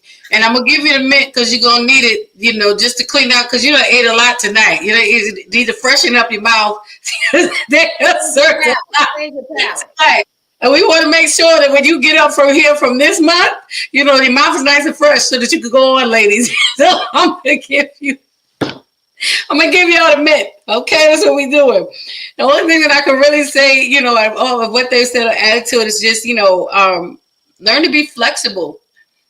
In this thing of being a lady who learn to be flexible. Let's not be so rigid and stringent and boxing ourselves in. We got to be flexible so that we can bend but not break, and learn this thing, because we will grow in leaders. Who you are as a leader today, and even as a lady today, who you are as a lady who leads today is not the same woman that you're going to be as a lady who leads a month from now. So learn to be flexible in this journey, and it doesn't take anything away from you. Stand 10 toes down on what you know. Continue to do it with excellence, in excellence, but also give yourself the opportunity to be the new kid in the room and embrace something else so you can add it to your arsenal. Because guess what? Leading does not stop. We lead in so many ways, not just the boardroom, but in your home. I don't care if you are a domestic engineer, we're going to make it fancy, I don't care. It doesn't, if you're a domestic engineer or you are the CEO of the company, guess what? We all have people under us we're responsible for. So ladies, you lead no matter where you are, because it is in us to do. We don't take no shorts and we don't take down. We stick with the job until it gets done. But be flexible. Be flexible to shift and to change and to adjust so that we can grow and be better than what we are. So, I don't know where the men folk are, and that's all right. I'm going to leave their question for them. My question, I think maybe they got a little nervous because I was asking them my question to the men folk, just so y'all know, because this is just us. Don't tell them I talked about them, okay? Even if they watch the replay, just don't tell them that I talked about them. Was, how do you deal with the challenges of being with a woman who leads, who's a leader? Because we've had this conversation before about, well, when she comes home, she might be the president in the office, and she might be the pastor at the church. But when she come through this door, So I wanted to hear from the men. I didn't even want us to say nothing. I wanted us ladies to just sit back and listen, just soak it in and hear from, how do you deal with it? How the challenge, is it a challenge? Are you really man enough? Are you secure enough? And I'm going to say it might be a little strong, but we're toxic this year. Are you secure enough in the man that you are to handle, manage, and deal with a woman who leads? Do you feel threatened? Are you feeling a little, challenged? You feel like, that's a good question. I just wanted the men to share. Because, we're going to leave that for Power Ranger. Is he missing again? Is the black he's missing? He's missing. Yeah, because I was ready. He was supposed. No, we weren't going to challenge them tonight. I just wanted the male perspective. I just wanted to hear from. I just wanted to get because this is about the women this month. I just wanted to get I just want. He's back. I wanted Dr. NZ being toxic. him. He said, "I call the police. Let them." No, no, you did not.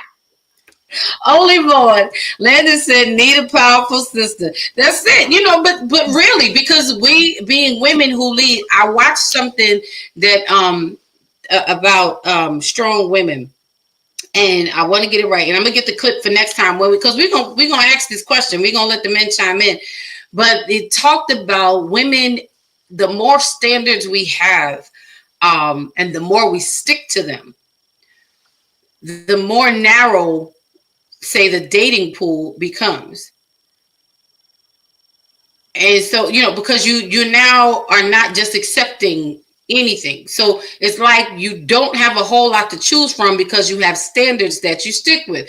So I wanted to know from the men, what is that like? Like, how do you, and I don't even want to say handle, how do you partner with a woman who is a leader and in leadership? Because, you know, women, we could say from our perspective and we could chat it up all we want to, but we will never be a man in that situation with a woman. So I wanted the men to come and share, you know, but we gonna let them, we gonna hold it for the verses. That's what we gonna do. We gonna add that.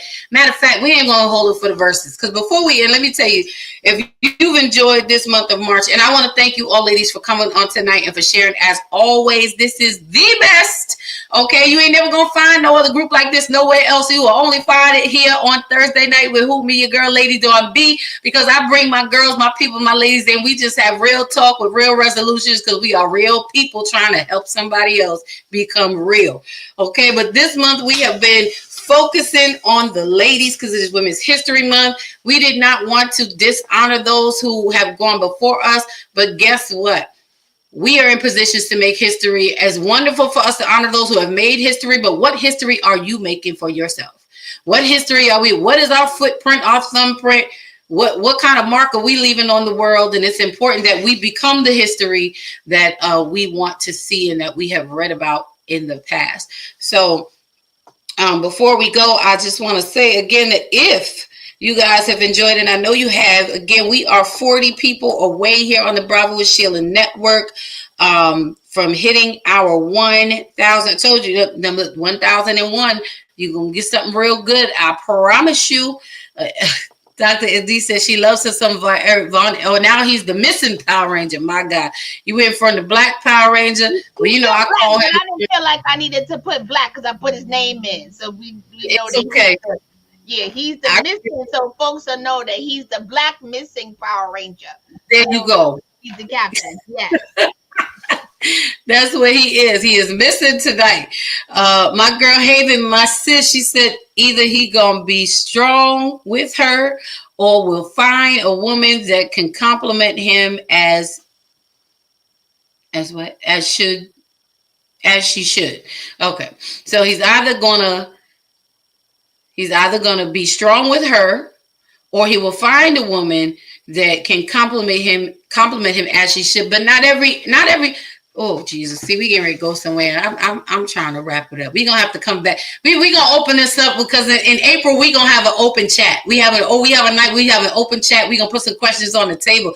That's right. Y'all don't want to miss that, okay? Because I'm saying some of us, not all. I'm not just gonna say them, but some of us, we want what we don't know how to handle. We want what we can't manage. So you can want. You could say he's either going to be with her, but being with me doesn't mean that you know how to be with me. You could just be present. But again, for the people in the nosebleed section that didn't want to pay full price for their tickets. What I said was you could be with me, but not know how to be with me. And we don't need no arm candy at this big old age. We don't need to tell me what to do. Point in reference, the hat. If you can tell me what to do. Bro, man from the fourth floor. All right? You just go, bro. All right. Okay. If you're going to be with me, I need you to be with, bruh. Be confident. You are him. You are him. Because I'm definitely going to be her. I'm going to show up as her. I promise you. Ain't no doubt about it. And you're going to like it. I got receipts. I'm sorry. I was going left for it. Landon said what I found was having the right man and woman to make sure you do not get ego slash pride driven. What I found was having the right man and woman to make sure you do not get ego slash pride driven. That's right. I need you to bring, that's what I'm saying. You can be with me and not be with me. I need you to keep me encouraged, but keep me humble, at the same time. Keep me inspired, but don't let me get too far ahead. Don't like pull my coattail if you have to when you can. That's if you can catch my coattail. I'm just saying. Tell me what to do. You can tell me what to do. So thank you all for joining. I'm telling you, don't miss it. Don't miss it. Suggestion. Can we use the word suggestion? Because I'm gonna say this, because the words have power, and sometimes when we say for us that we don't get ego and pride driven, I mean, I think at some point you should be able to navigate that yourself. And if you have somebody as an adult to tell me opposed to make a suggestion, because the suggestion takes away the pressure of there being someone that's subservient or dominant or belittling. So that's just me. I think that we need to be, because I don't have a problem with somebody saying to me, yo, you out of order, because I could receive opposed to somebody trying to chastise me. Yeah. Because if I'm a grown woman and I got my stuff together, and you know that I came with knowing where all the silverware is, how to use it, the glasses, the cups, the dinner fork, and all, I don't want to feel like I'm being reprimanded, and vice versa. A man should never feel like he's being reprimanded from a woman that he knows is authoritative, or she's, again, I'm walking into the room, I've already set the tone. So I think that part of this is us having a language where we still can show up in our authenticity without trying to break and alter the dynamics of someone by saying, I think maybe and having an adult discussion, because I think that that's the problem, that we are not. Yeah, I'm sorry, sis. No, I was gonna say, but I think, and I agree with everything. But I think one of the main things is that you can be with me and not know how to be with me, and that's the key. Because anybody that's with you and knows how to be with you is going to know how to talk to you to get the best out of you, and you will not take it as an offense. This person is covering you, because he can say something when you him. You can say stuff to me that'll get me to baby. What? Okay, baby, but you want breakfast? You want breakfast? You want me to make you breakfast? Okay. The way back in my soft girl.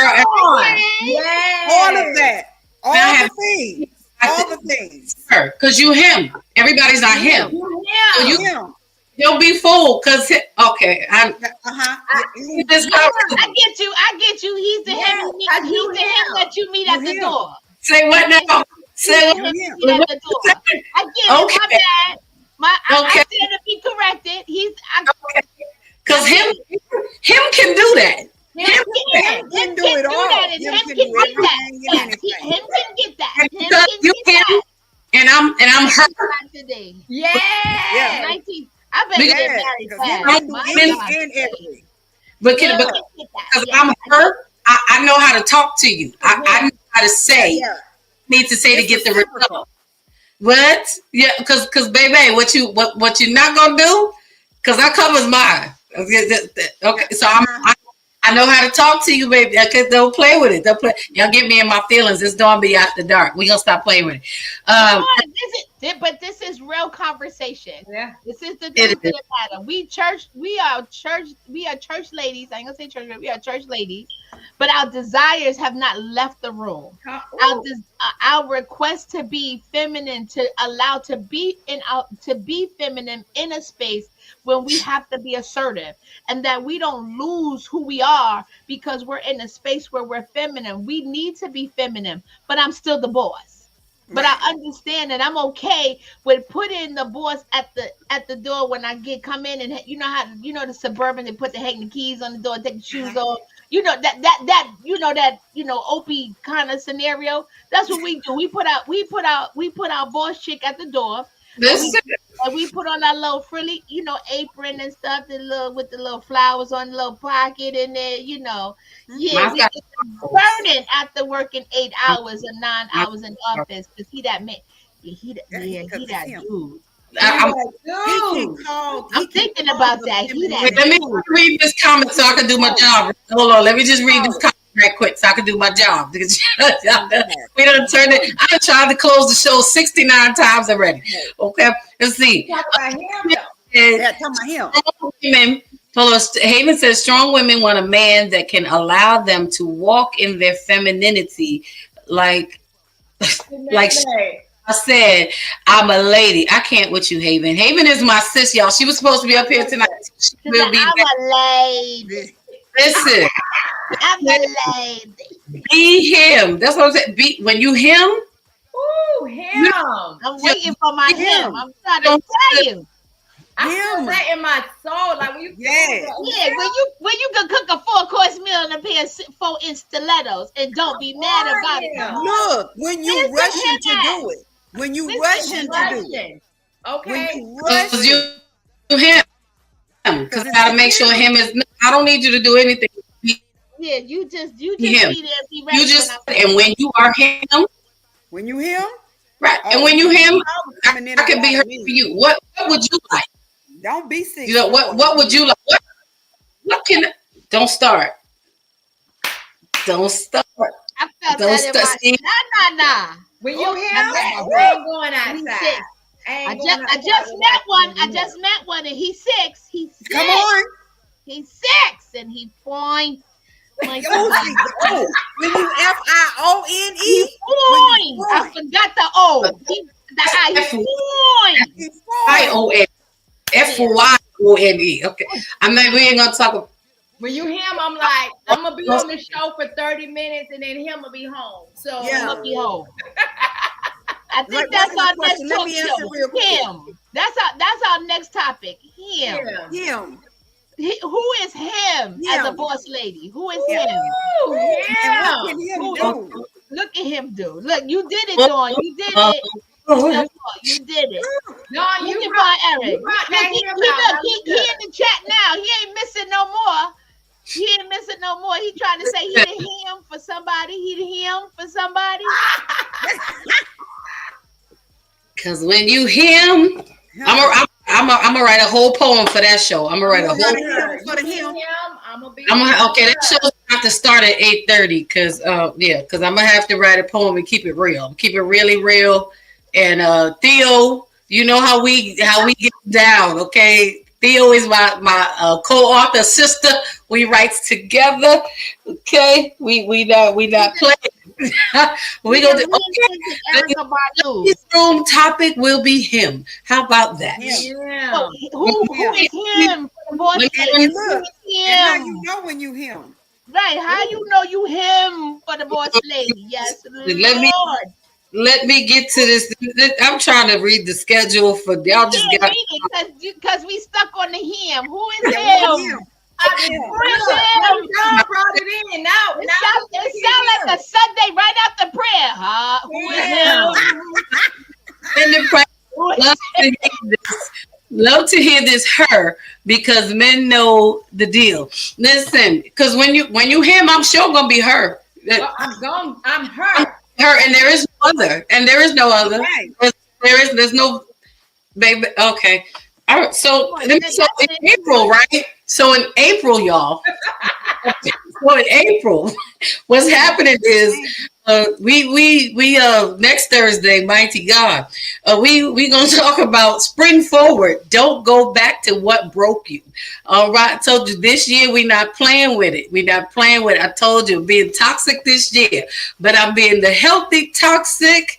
The kind, like I said this before. Consider me the flu that's in the flu vaccine that you need in your system to go in and kill all the things, to unalive all the things inside, so that you could come out healthy. I'm just trying to be the antibody. That's all. That's what That's what we done the first and second quarter. Come see us when we get to the third quarter. Some things Okay. are subject to change. I'm just, I'm team toxic. Okay. Von Eric's be crying. Theo said, my mom, come on, Theo. Okay, so then that means that you have to be up here, Theo, because we gonna make you a part of Yes. the room. You have to come on, be on the ladies' room squad. Up, my girl, my haven, my sis said, Tony said, I love me some him. Hey, I felt that. I felt that was the right chord. That was the right chord right there. Yeah. you gotta, Come on. you gotta get with the soulful alto. Oh, the I man love me ever some do. him. Because I need him to feel it in his back. I need to feel it. I need you to feel it.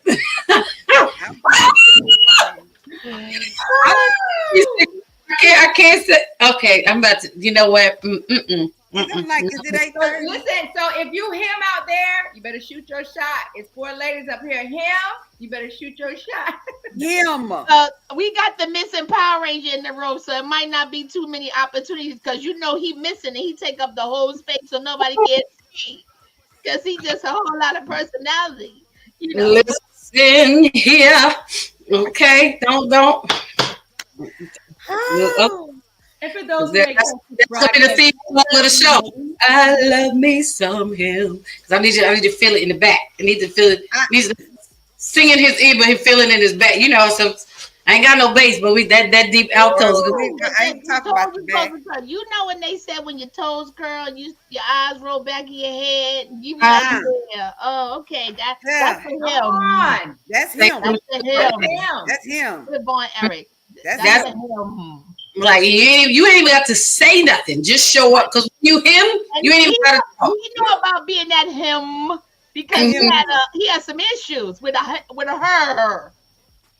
Mighty God. Yeah. Okay. So where was it? Right. So, right. So next Thursday.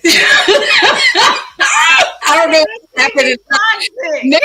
Next Thursday, we talking about springing forward. Don't go back to what broke you. I just need to get this to say I did it to make sure it's done. Then the following Thursday is when we're gonna have our open discussion. Simply let's chat, and we're gonna bring up, so be prepared to take the extension of this conversation. Listen, y'all marinate on this over the next, y'all just hold it. You hold it. Okay, and then we're going to have the reintroduction. Y'all get ready, ladies. This is going to be the night you get your excellent beverage, put on your cozy, comfortable home clothes, your fuzzy socks, get you a good snack and sit on the couch, put on Thursday night with Lady Dawn B. Put your feet up and get your fingers ready to be in the chat, but make sure you got your notebook and your pen, because on April 17th, we are relaunching the Men's Lounge. So the men will be coming and going to be talking some good talk. The estrogen in the room will be me, your girl, Lady Dawn B, but the men going to be here. So get ready to lean in and listen. So because there might be some hymns, you might find I don't know. I'm just saying, I'm just gonna tell y'all who's not him. I'm just gonna tell y'all that the lucky 1,001 subscriber, you may just find your him. Yeah.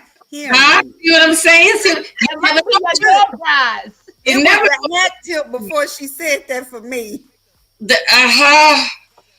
Okay, Lena, I had to give a little. I had to. He admitted That's what happened when you outside. Hey now. Hey. I'm coming to Texas. I may get my him when I get to Texas because Come on. I'm doing resumes. I'm doing background checks. Texas is good. Texas is good. Texas is good. I'm on my way to Texas. I gotta stop in Virginia first, so I don't know. But I'm just saying Texas is good. Come on down. So yeah. So the last Thursday in April, right? I done tried this 72 times already. So the last Thursday in April, we are coming back with Checkmate Part 2, the ladies' room versus the men's lounge, talking about those things in relationship spaces that are blocking us from moving. Put the king in checkmate, can't do nothing. How horrible is that? Got to set him free. Got to somehow. It does that mean game over, or is there a solution? Haven says, oh, she's in Texas too. She said we do it big here. We're big here. It's big in Texas. Well, okay. Everything's big in Texas. They Say it. We do it big here. Come to Texas. That's why I said I'm taking resumes and doing reference checks. I'm good. I'm not. Why are you stuttering? Hmm? Hey. We ain't gonna tell too much. We ain't gonna tell too much. I just said, You had to take our glasses off for that one and scratching the collar. It's getting hot in there. It's getting hot. It's getting hot. Take a Yeah. sip. Go on with Look, you need a with sip. the You sip. purching your thirst. You quenching your thirst. Had to, had Little parch. just a little bit, just a little bit, just a little bit, just a little. All right. Okay, yeah. So that's for April. So y'all come on back on the Thursdays in April because We'll be back. I'm going completely left, and I love it. So we're gonna be here. We're gonna be here. We have an amazing year this year. We are having fun. We're letting our hair down, but we are so serious about being better and showing up better. Again, I love real conversations with real resolutions with my real people in real life, y'all. These ladies are second to none and the most amazing I could ever ask for. And I'm so glad that they I was missing all of the chat. Linda said, give us a song, a poem. See, now I gotta put my glasses back on because I gotta get my life back together.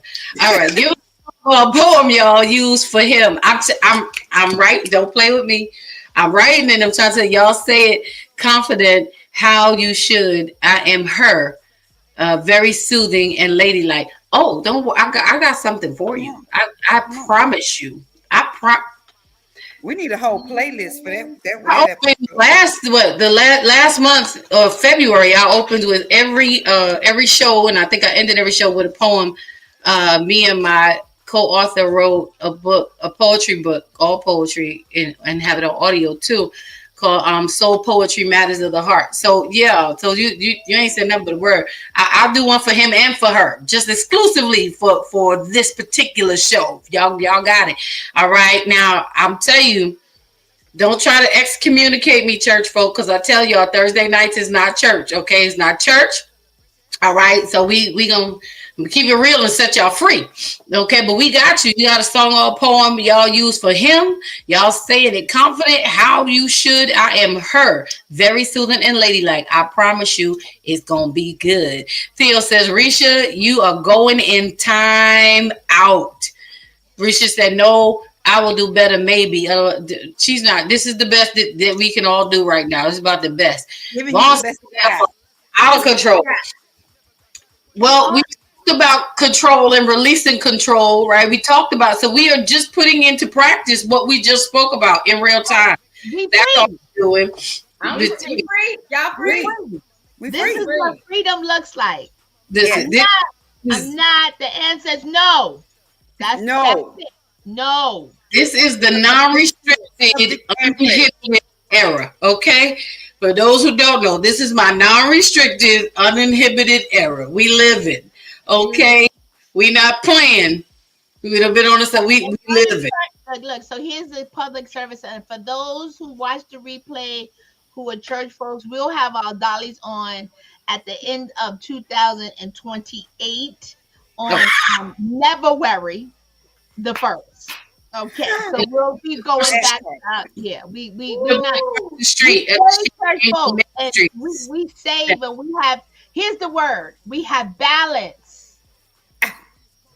Oh, See, we have balance.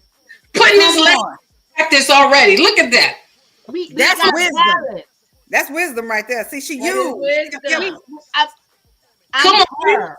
I am her. Come Yes, you are. on. You are her. We got balance.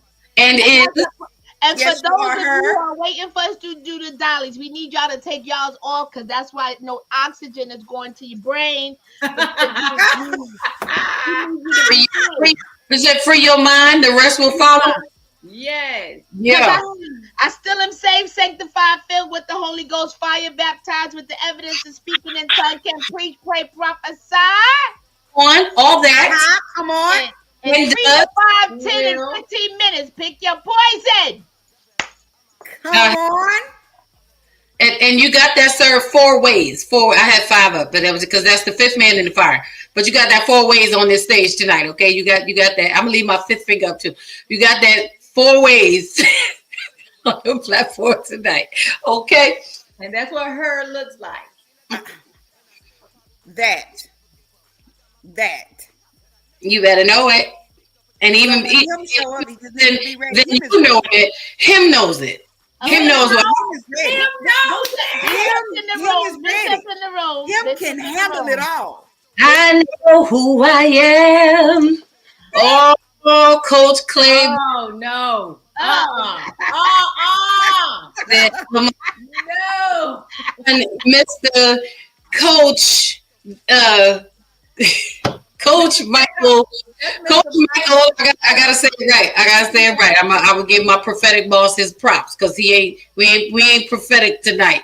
But we walking out the prophecies, but we leaving the church titles off tonight.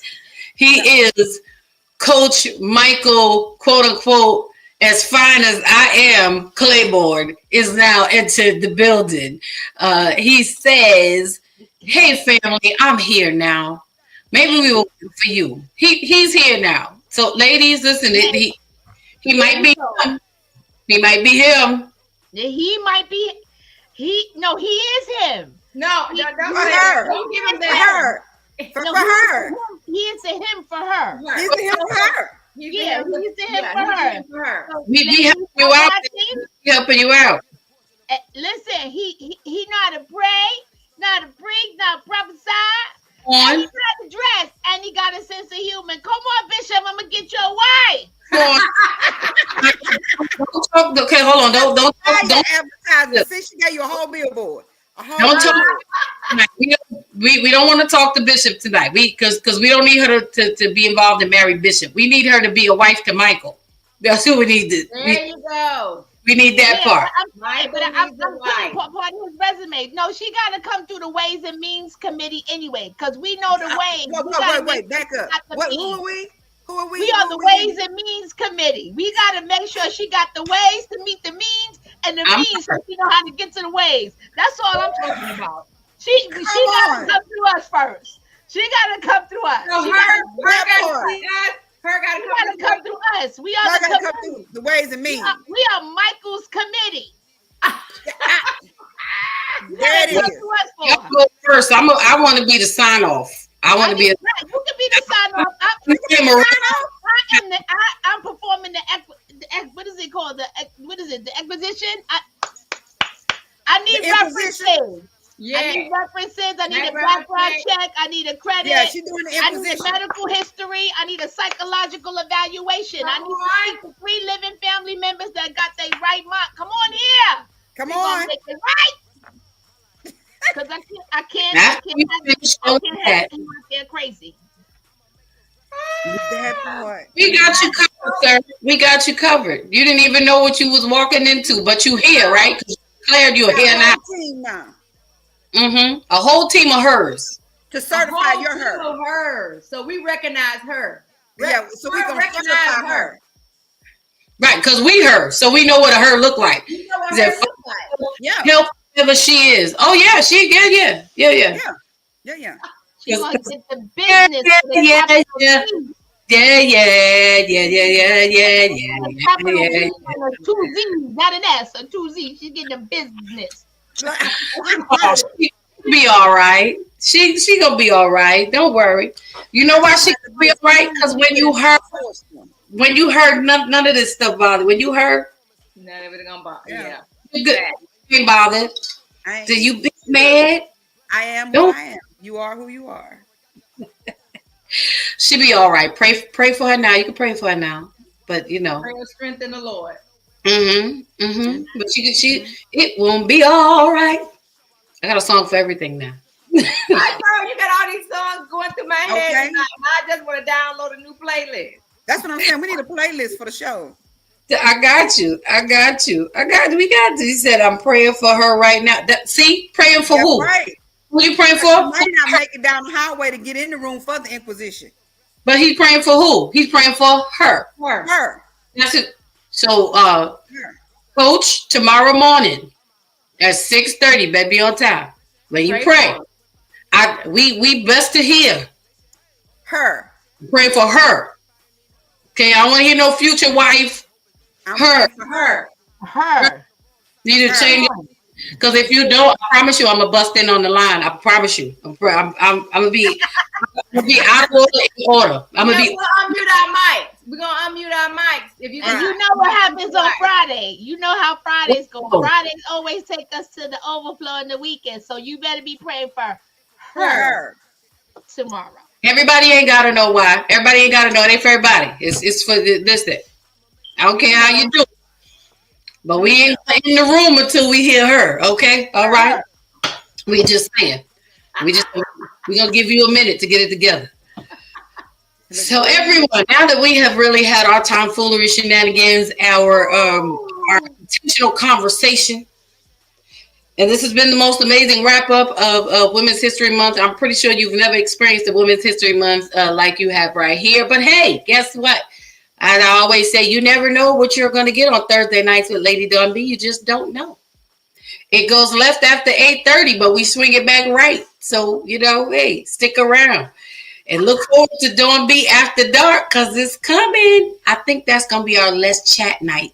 It's going to be it's going to be at 8:30 because we come with all your questions. No question will go unanswered. Bring them all. It's going to be good. It's going to be open panel discussion. We should have some anointing oil and some Crisco. I don't know if we need anointed oil for Anointing oil we might need. And Crisco, because some of the things might be a little hot and they might need to cook a little bit because they're a little raw. I pride myself with the motto of from day one and for the last 3 years, we have real conversation, real resolutions with real people. So we can show up really better. Listen, you better learn to get what you want. Okay, I'm gonna say that for let's. I'm gonna say take what you got to get what you want, or at least what you need. Get what you need. I'm saying we could deep fry a couple of folks, so that might be the only way they get delivered. I'm just saying. I thought I was on mute. My bad. No. The toxic. Oh, you're toxic. I'm the antibody. Come on, just being the antibody. Which want free some people? Let me change it. You just being antibody tonight. Mr. Terrence cracking up now. We just trying to help you get free. That's all. Help you get free so you can enjoy it. This is what free looks like. This is free. This is free in therapy. You want corn oil, you want canola, you want vegetable, what you want organic, you want grapeseed oil, what you want? You did got lock on that. We don't want baby. You don't want grapeseed oil? Oh, my bad. It's expensive. You don't want to spend good. You don't want to waste good oil. Lord Jesus, we need the oil. Where you at? You love the Lord. Yes, come on here. I felt that one. Oh, we need the oil. I don't know. See, now that before I couldn't get my words together, now all I can do is speak in song. Come on, DJ. Her came out. Her came out. Her is out. Her is out. You know what? Her looking good. Her looking good. Her came out. You out here? Her looking good. Her showing y'all need street with a Z. Yeah, you out here in these streets. You in these streets. They not ready. They not like us. Was told you can't, him can't find you inside, so you got to come out. But so I came out. So I get, because when you him, and him is real. Him is real. Him is real. You're not in the alleys. You're not in the alleys creeping. You in the streets. The streets is for the adults. Look what him make me do it. Him make me do it. Him make me. Huh? Him is real. Him is real. Bishop said we need oil. Bishop said he got. What did I walk into? Bishop said, "What did I walk into?" He said, "I got you. I got all your things." Well, as long as you share it with him, her will be all right. Him for me. It's the him for me. It's the him for me. This is the season for him. That's Lord. Just this is the decade of the him. The decade of the him. The decade of the him. Yes, Lord. The decade of the him. The decade of the him. Yes. This is gonna be a good summer. This is gonna be a good summer. I don't know. Something happened. I think it was the hats. I think it was the hats. I think it was the hats. Because we always behave. We well behaved and well mannered. But I feel like the hats. You did it with the hats tonight. The funny thing is, I started to say, ladies, because people, that I've been getting checked a lot lately, because I was told to do something normal. I said, this is normal. This is my normal. And then they told me to do, be regular. I said, I don't know what regular is. Now, the regular normal is different. I said, this is my normal. This is. Bishop said, what? What that mean? You were better, but they pulled you in. Blame it on her sister. Blame it on me. I'll take the blame for it. I'll take the blame. It's me. Lady Dawn, what do you mean? Weird Lady Dawn. What we is? What we not? Hold on, because he done pulled out. He done pulled out the title. So let me just clarify. Hold on. Now my sis Taryn said crazy. Yeah. See now, Taryn knows. This is Dawn all day long. Y'all, the morning, noon, and night, 365 for the last 55 years. Okay. What the problem is? Okay. Now, Bishop. Let's clarify here. So, okay, because we don't want you to get the wrong idea. Prophetess Risha is better than that. She is better than this. Prophetess Risha has not been pulled in. Prophetess Risha has not. Prophetess Risha is fine. She I promise you, she's on her square. She's okay. But Risha, Riri, her, she in the building. She in the building, bruh. Prophetess, she was available for tonight. Her is here. Right. Yeah. That's what we do. That's what we do. Her showed up today. Yeah. So I just wanted you to be clear, because let's look at Prophetess Risha any differently tomorrow. Prophetess Risha is fine. She is prophetessing. She is just because her show up, don't do doing that. the prophetess things. Okay. I just wanted to clarify, because I didn't want to get Prophetess Risha in trouble. Now, Lady Dawn is fine. She is okay to still be trusted. Yeah. Candy Cane, on the other hand. Say what? Hold on. I told you I was gonna give y'all a mint before you left here, right? Yeah. Candy Cane and Denise, those are different beings. Those are way different. It's different. Everybody got to look. Listen. Because y'all both Bronx, so we got B squared in the Texas two-step. Okay, this is what we talk about. This is what happens. I'm saying it is spring. spring has sprung. And we Outside. broke us. Spring has And what happens when you get Like a spring will quench your thirst. Go, Anisha. Yes. Spring will quench your thirst. It Come won't on, be- kid. Springs will quench mighty your thirst. God. Man, we ain't going back to what broke us. Spring has sprung, and so have we. Spring has sprung. Quench your And thirst. it has outlasted a lot of things. It has outlasted a lot of things. Outlasted. We gonna sit down with our caps again for the entire month of Yeah, April. we're gonna have to do Winter the is hat. Yeah. over. Yeah, we got Winter to do is that. over. We're springing forward. Yeah.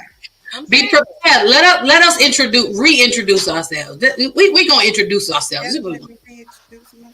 That's what we gonna do next month. We gonna do that. We gonna do that. it's spring and we're about to blossom on y'all. Lord God, I have, you know what, y'all. Yeah, We're about quenching your thirst. Come on, Yeah, quick. 'cause somebody thirsty. I Yeah. believe so. Oh Lord, not really. Y'all put the music on.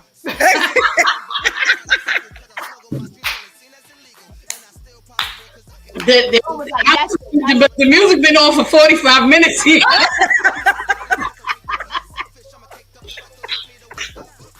Thank y'all for joining us tonight. Thursday night, be your girl, Ladies on Beat. It is 2025. We are toxic in a healthy way. Listen, it is what it is. We real talk, real resolutions by real people. Y'all know y'all enjoy it. There's no other place that you'd rather be, and there's no other place that we want you to be there right here. So come back next Thursday. Be here for the entire month of April. I promise you, it is going down like nobody's business. So I want to say thank you to my sis, Lady Risha in the house, to my kin, Anitra, aka the Ace Perspective, and to the one and only, does it like no other, the Dr. N.D. Brown, who is in the house with us on tonight.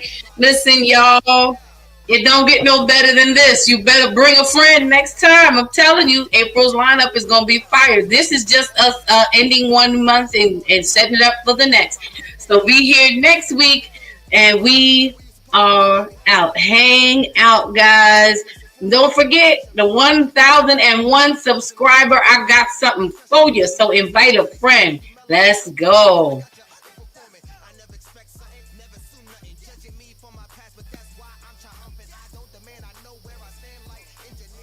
Watch how my life dance, that game plan. Show out like a daughter, pop out like a cutter. Telling the quick rock, skipping the course, it squares like hopscotch. This gotta be my mood to my beat drop. Putting my boogie shoes and my diddy boots, ain't no stop. I'ma make the rest of my life live. Yeah, I'ma make the rest of my life live. I'm gonna make the rest of my life the best of my life. Yeah, I'ma make the rest of my life live. I'ma make the rest of my life.